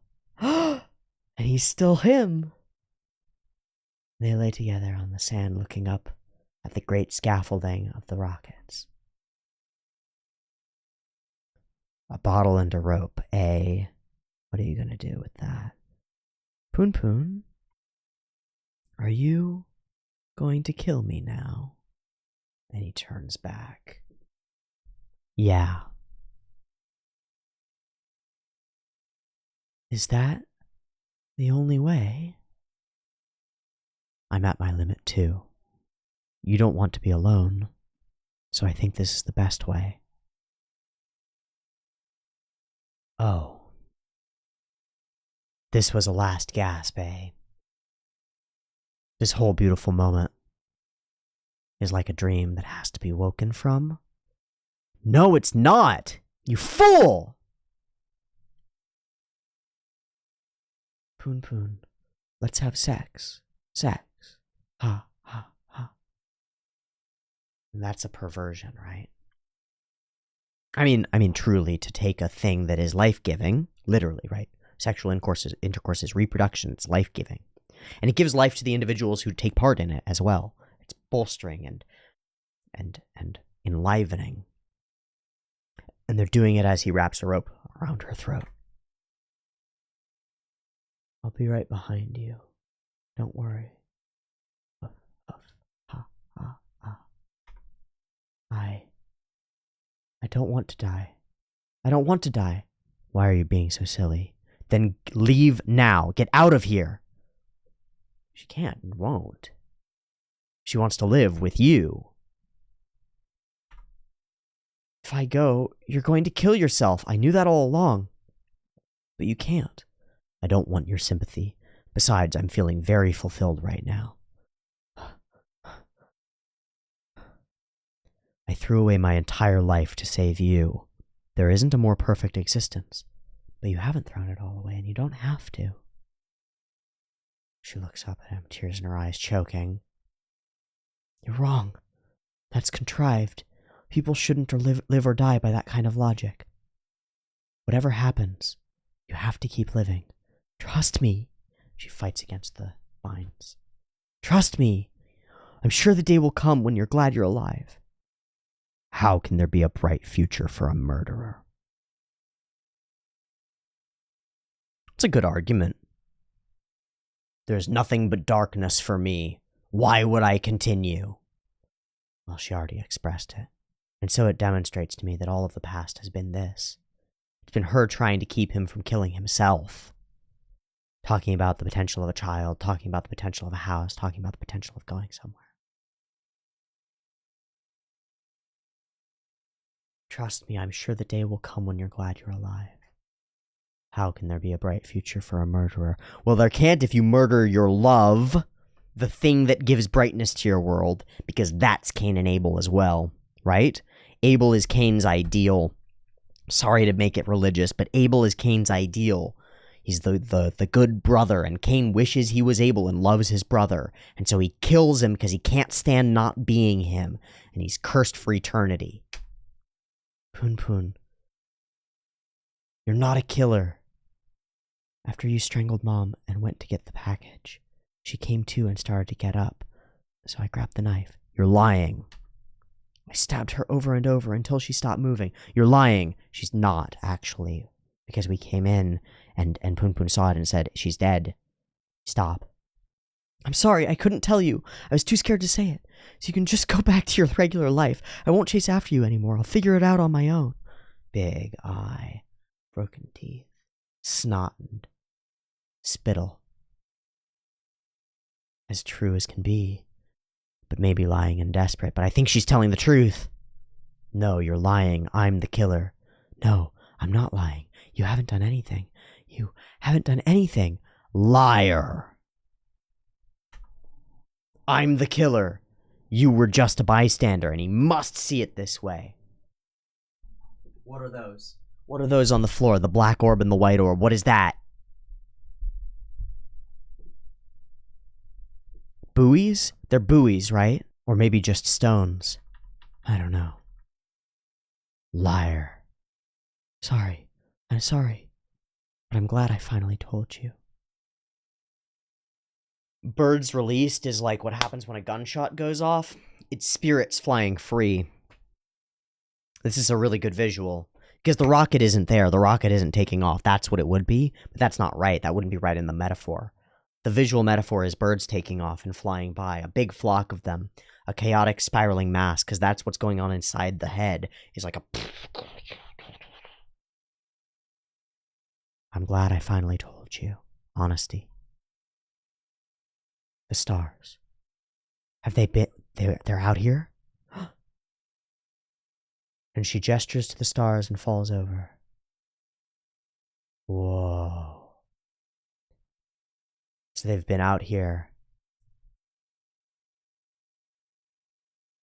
all day. I'll stay on this island. I won't go to the police. What are you going to do now? And it's beginning to peel off of him. Right? It's beginning to peel off. You've taken everything away from me. You're right. Dear God, tinkle, hoy. What's that? When I was little, my uncle told me those words summoned God. Bing. I wonder when I realized that I was just talking to myself. I have no idea. Let's get married, Aiko. You're Not right in the head, PunPun. I wish this whole thing would just go away. What, the whole life thing? Dink, dink, dink. 43 more. Okay, I'm going back. When I was little, my uncle told me that those words summon God, and the eye, it becomes a part of him. Yeah! Yeah! Inio! Oh my god. I wonder when I realized that I was just talking to myself. So that's what happens. It's exactly the process that happens. Okay, so you get convinced of religiosity when you're young. This is my story. I'll frame it in the general, but it's my story. It's mine. I'm telling you my story, so when I frame it in the general, know that I'm speaking specifically. You get indoctrinated into some levels of religious thinking and ideas about the way that the world works. That there's a god or whatever. Symbols and traditions. And eventually they die to you. They fall apart. You realize that they're just you. And so you fall away from them, and it's like, well, morality is just what I make it, and everything's relative. That's a reasonable thing to come to. You come to that conclusion. And then some really serious things happen to you that change everything. And what happens is you come to recognize that the fact that you're just talking to yourself makes it more valid, not less. The idea that if you get on your knees and pray, what you're actually doing is you're speaking to your subconscious and asking, you could say, all of the inarticulate parts of yourself that know what's going on, as well as the 3.7 billion years of past selves in all their forms and formats know what's going on. Because you've got 3.7 billion years of experience structured into your brain's format and into your body. And when you get down on your knees and make a supplicating gesture to yourself, to God, as I see it, is more like unity, existence, perhaps. Not the universe, unity. The fact that you are part, and parts of you are part of every bit of life that has come before you, stretching into the deep past. That the fundamental organic rings that are the start of what we can even start considering to be life are the same as structures that are within you, and you're built fractally on top of them, right? And so you can question the nature of reality as to what you should do, and it will answer you. Because your mind knows. Your genius knows, and you can access that spirit. And so, PunPun's halfway there, and he's integrated the god into his missing eye. He realized, okay, so his blindness, he tears out his eye so that he is blind, so that he cannot see, and he cannot see the evils within the world. And then it is replaced as he comes into truth. It is the traditions are reawakened within him and implanted. His perception of the outside deciding God is implanted within the self as an eye that sees. And so here's what I wonder. Can we take that eye and turn it so that it's not the God image? Because we know that having the God image in both eyes is not good enough, because that's what Muho has, or Muho. And that leads you down a totalitarian like ultimate path, right? Things are ultimately this way, a fundamentalist path. That would be a good way of putting it. So we don't want that. Can we turn it into a different kind of an eye? Like Rudius's eye, like a demon eye, an eye that sees through things. And can we take that eye and put it in the center? Because that's where it should be. That's the representation, is that the eye that is the conscience, that is God, that is all of you, that is unity, goes in the center, and your two eyes are mercy and justice. That's the idea, right? Will we have a three-eyed PunPun? It's common enough in mythos. It's common enough in mythos that it's possible that Asano might come to the conclusion, because I think that's actually the conclusion. It's common enough in mythologies, and even in Japanese mythologies, that it's possible. The third eye awakening. Hiei, right? Hiei with the third eye that grants him great power and lets him see through things. But that third eye is conscience. It's the mental eye. It's the eye that's inside. It's your mind judging, because you take in and you see and you perceive by filtering. Literally, our eyes filter the reality around us into particular forms of patterns and stuff. But then you get a great filter inside, which is the judge filter, and you can identify with it. So we'll see if Asano articulates it outward, because I think that he might, and I'd be really impressed if he does. So a beautiful image of Aiko. And life. All life around her, okay? She's also framed, just in the way that it's drawn, the black and white stripes of her hair give her this ethereal quality that reminds me of Hanakawa in a lot of ways. But she's framed by grapes and grape leaves, flowers, other fruit and berries, more flowers, figs, I think, butterflies, ferns, mushrooms, more flowers, growing into butterflies, growing into tulips behind, and grand flowers behind. It's all of life around her, and there is her identity as well as the lamb, because that's what she is, right? She's innocence. She is the lamb. Wow, Asano. Fuck off, man. Fuck off, man. However, I say however, the world will not cease to be, because I realize that the black mark is a demon nesting in people's delusions, but I was able to overcome that. My friend's belief in me gave me the push I needed. Is this another transmission by Pegasus? Has he changed the world? Has he changed his perspective and shifted it because of the changes that have happened in the PunPun verse? I think so.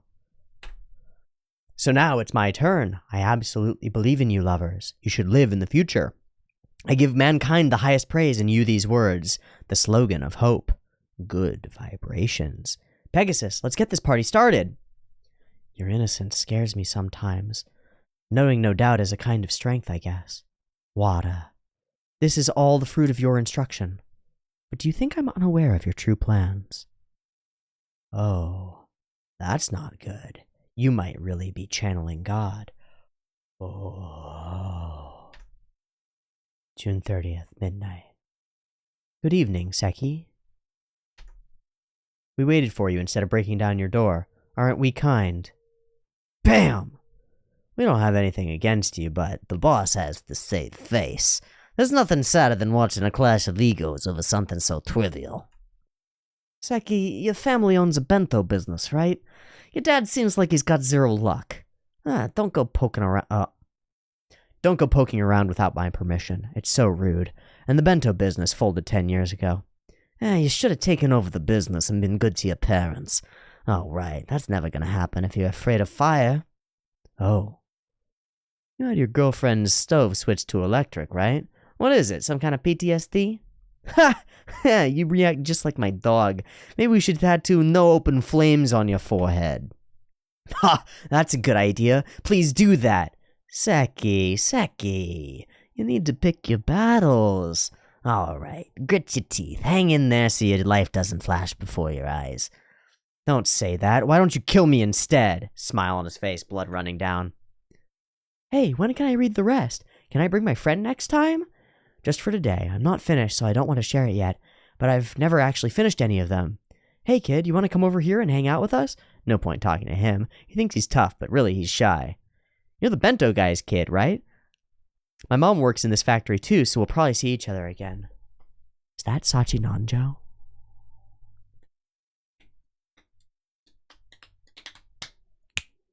Ties together, right? I'll bet it is. Okay. My mom works in the factory. Yep. Of course, by the time I'm done, we may both be grown-ups. I'm going to take over my dad's bento business. I'll be waiting. It's a definite promise. And then he totally didn't do that. Well, let's jump off of that for a second. Breaking promises to yourself is not acceptable. Keep your promises if you make them to yourself, or don't make them. It hurts you more than you know, because it turns you into a liar, and you know it. It empties you out. And the way to fix it is this. Make a tiny promise to yourself and keep it.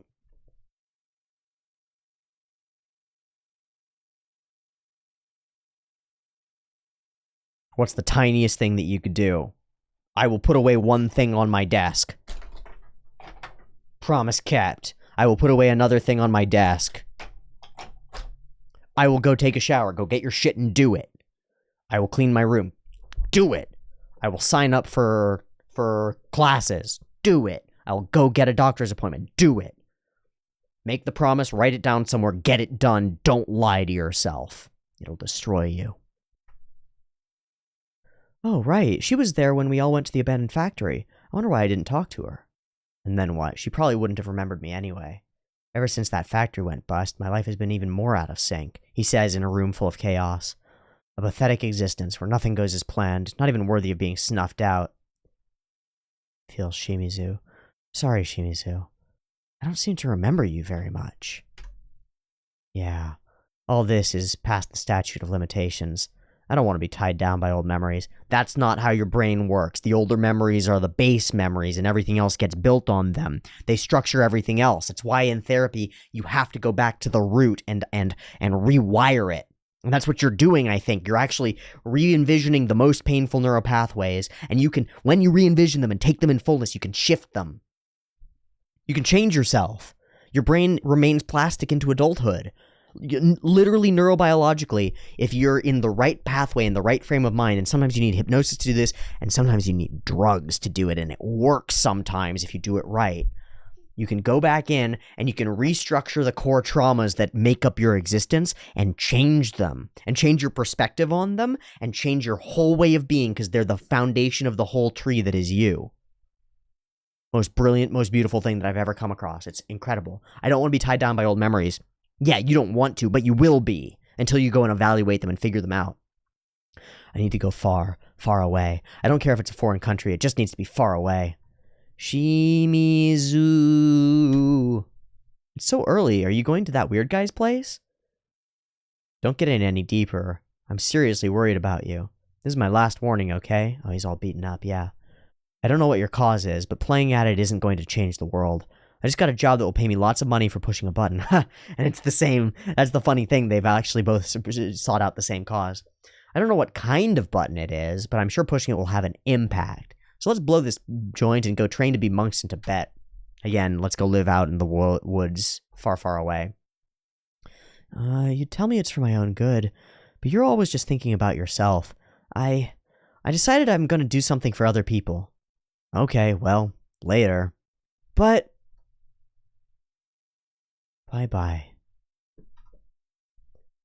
Mr. Wada, I'm here, like I promised. To Mr. Seki. And it's a tape recorder. The money and a tape recorder, and that's it. And a phone. Excuse me? Will you turn on the TV for me? I've looked, but I can't find Akinori. What? Oh, okay. Huh, it's right here. Please, usually Akinori turns it on for me.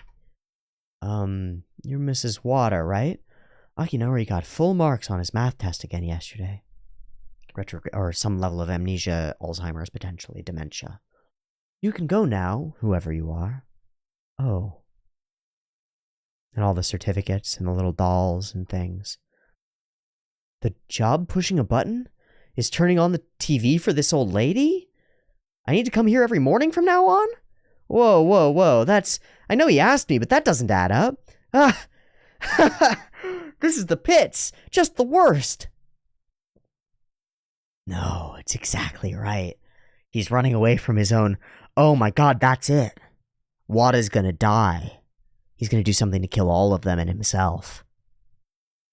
And so he needs somebody to take care of his mom. Because he's so twisted up that he represents like this destructive thing as the most important thing. God in his eyes, right? An ideal that is above all. But he's going to abandon his mom, but he actually can't abandon the truth, which is that he should be there supporting his mom. Fuck you, Asano. That's amazing. The world you're looking at now, it's not a blackout or a shutdown. It's as awesomely complete as it can be. But how greedy are you that you still thirst for a new world? Actually, I praise that. The era of the individual is nearing an end. We are moving into the era of the group. If you ask me, this world is just totally awesome. Okay, I want to talk about that for a second, because that's the core thematic underpinning of Evangelion, is that we're moving away from the individual toward the group, right? Literally, the decisions that Shinji makes are about that, and about becoming unified into a collective. I also think it's exactly correct, is that in the internet age and the communications age, we're literally becoming a global hyper-entity, and it threatens the individual and the sanctity and the sovereignty of such, in the same way that the individual sanctity of your individual cells is, well, completely taken over by your body. You don't really think very much about your cells, and by just scraping my skin here, I'm killing thousands of them, and I don't give a shit. And we don't like being treated like that individually. We're conscious, and we'd like to be treated as though we are. So maybe leaning all the way into group identity is not the way, and maybe we should focus really hard on what is transcendentally powerful about the individual. But we'll see. You lovers have told me that you will sacrifice your lives together for the future children. You won't act arbitrarily or ambiguously, and you promised you would never forget those feelings. We were watching all of this in a frame inside the camera. In summary, to put it very bluntly, you said, the world is connected by love. Truthfully, I may not understand that yet, but I was moved, because I absolutely believe in you. Believe. Yes, I believe in you. I have no choice but to believe in you. If you're lying, then I will kill the lot of you, and it goes to an angle. Lovers. And the framing is out of the way now. He's not even in frame. Lovers. This will likely be the last message from Pegasus. We magic warriors will be elevated to the soul level and will inscribe our harmony in the Akashic records. On July 7th, when the rivers of milk and hope cross, I would be happy if you remember us. Good vibrations. A beautiful world for you. Warriors of the 12 tones. Cheers. Wait! Don't drink it! This is wrong! This egotistical self-sacrifice is stupid! I just want to be friends with everybody! Hey, Princess Pussy, shut it! I'm really scared too, but you need to hang in there, so we're Kool-Aiding it. That's what's going on. You have to admit there was peer pressure. There should have been a more impartial debate. You opportunist! Okay, let's take a break. It's important to all come together. If they had just died without question, they would have been the chosen ones of this generation. Oh well, the end result won't be much different. Yup! Boom! Dollhouse, episode 4. There's a cult leader who takes, who's running a cult, and it's really a gun-running operation, and then he finds out that the feds are coming, and he has this revelation. He's like, oh, that's what's really supposed to be going on. And he has the brethren of the church gather everybody into one chapel, and he has one person go outside and spread gasoline all over the chapel so that they all burn. And the main character eventually knocks him out and is like, fucking idiot, no, that's not the thing. You don't burn your whole flock of sheep just because they're willing to follow you, and because the world is hard, you show them the way to salvation. You show them the way to the light. But that's exactly what he and what Big Bro, Muhu, believe they are doing. If they had just done it without question, well, then they would be the chosen ones, the martyrs. But I guess they didn't, and so I'll have to do it for them. And there's the rub. You choose for them, and you've made a mistake, because you can't choose anything for anyone else. First off, the Araragi idea, the Monogatari idea, you cannot save other people. But what that means is you can't choose for them either, because they know better for themselves than you can. It's very important. They're all sincere. No, they're ordinary. Who do they think they are, having opinions when they're just part of the crowd? Unlike you. But we just saw that he's just part of the crowd, right? Aging mother, successful mathematical history, bunch of nendoroids. Being dense is a crime. People who've stopped thinking, pulling each other down. Nothing sexy about that. Hello? Police? You know the recent break-ins? Yes, the guy with the beard and the glasses? I know where he is.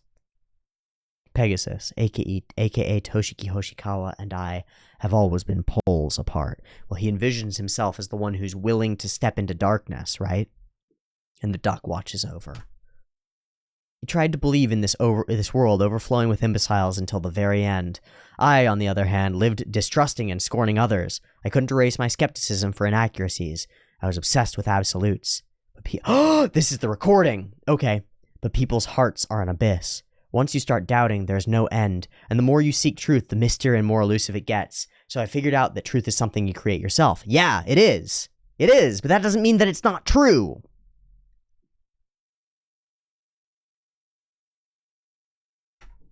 Masumi Seki, what is it that you believe?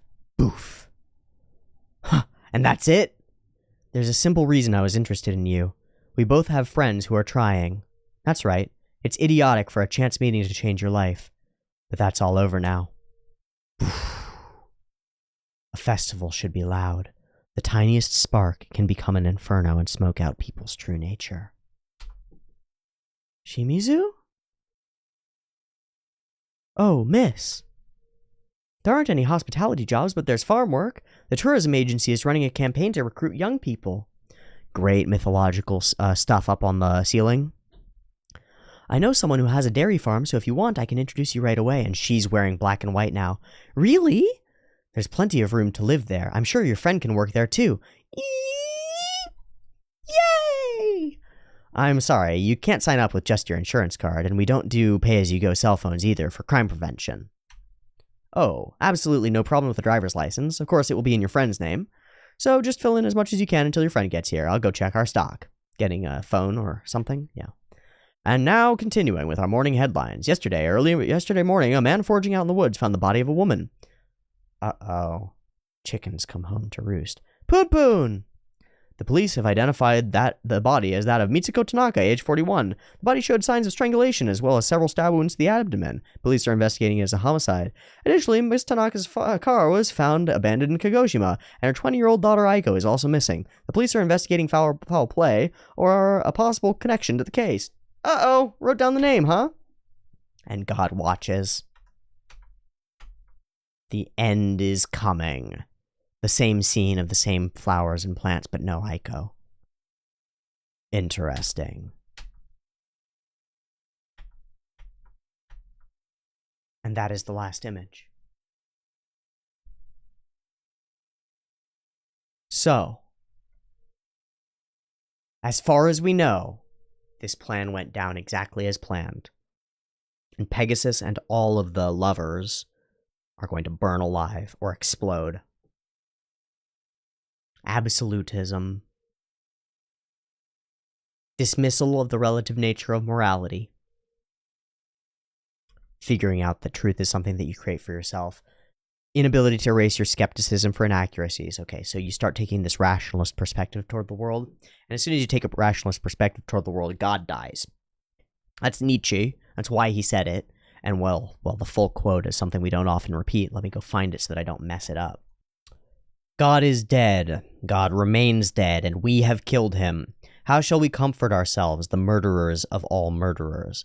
What was holiest and mightiest of all that the world has yet owned has bled to death under our knives. Who will wipe this blood off of us? What water is there for us to clean ourselves? What festivals of atonement, what sacred games shall we have to invent? Is not the greatness of this deed too great for us? Must we ourselves not become gods simply to appear worthy of it?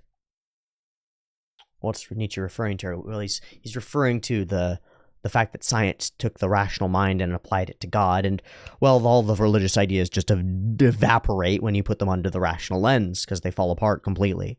They just don't work. Uh-oh.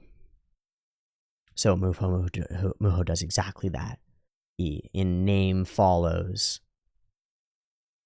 But he destroys all of his own structures of belief. And figured out the truth was something that he creates for himself. And then, via what I can only see as resentment, decides to destroy and show that everyone is just like him and nothing has any meaning. Even though he believes in the meaning of everything. He harnesses that belief and turns it into destruction. And so it all begins to fall apart. For our characters as well. They run away, and the world begins, it seems, to catch up to them. Even though they've managed to move forward, they've decided not to die. Now they have the worst problem, which is that when you decide not to die, you have to face living, and living is pain. And it might be deserved. Because you might have done enough bad things in your life to deserve some damn suffering. And so our characters might suffer.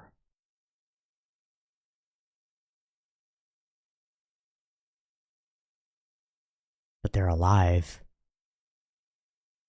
And most crucially of all, after betrayal and lies, self-hatred and murder, after exhibiting and examining and being part of and observing and being aware of all of the possible sins to the worst degrees, their lust traps them. Their greed and desire for certain things traps them. And their hatred traps them. Even after all of that, Aiko and PunPun decide to live on. And so next time we'll see where this story goes from there. I want to be clear that the next time probably won't be the last reading of PunPun. There are still like 300 pages left or something. But how many pages are the last volume? Let me just check for certainty's sake. It's half the size, so it's not as many. Yeah, it's still 258 pages. That's still 2 readings, at least. So we got some time. Oh boy. This was a long one. Partly that's because I did a long intro. I talked about a lot of framing stuff in the beginning, and I think that's important stuff. So, sorry for blathering. It's what I'm here for. I hope you've enjoyed it. I hope you got something out of it. If you notice any, like, 30 to 90 second, or 30 to 60 second clips that you're like, wow, that's a really good thing that Teeaboo said that's super useful and maybe should be shared to more people, please tell me. And then I'll go and I'll try and clip those out and make them shorts or something so that more people could see. Well, so that more people are exposed to PunPun because the work matters. And so that more people are exposed to the thoughts that a person might, like me, might have in reading PunPun because some of those thoughts might matter. And that seems like it might be viable and worthwhile. Okay. Thanks so much for watching. I hope you're okay. I'm a little off. That was a lot. Thank you for being. Support the channel if you'd like to. It's really appreciated. I'll see you next week for more. Peace.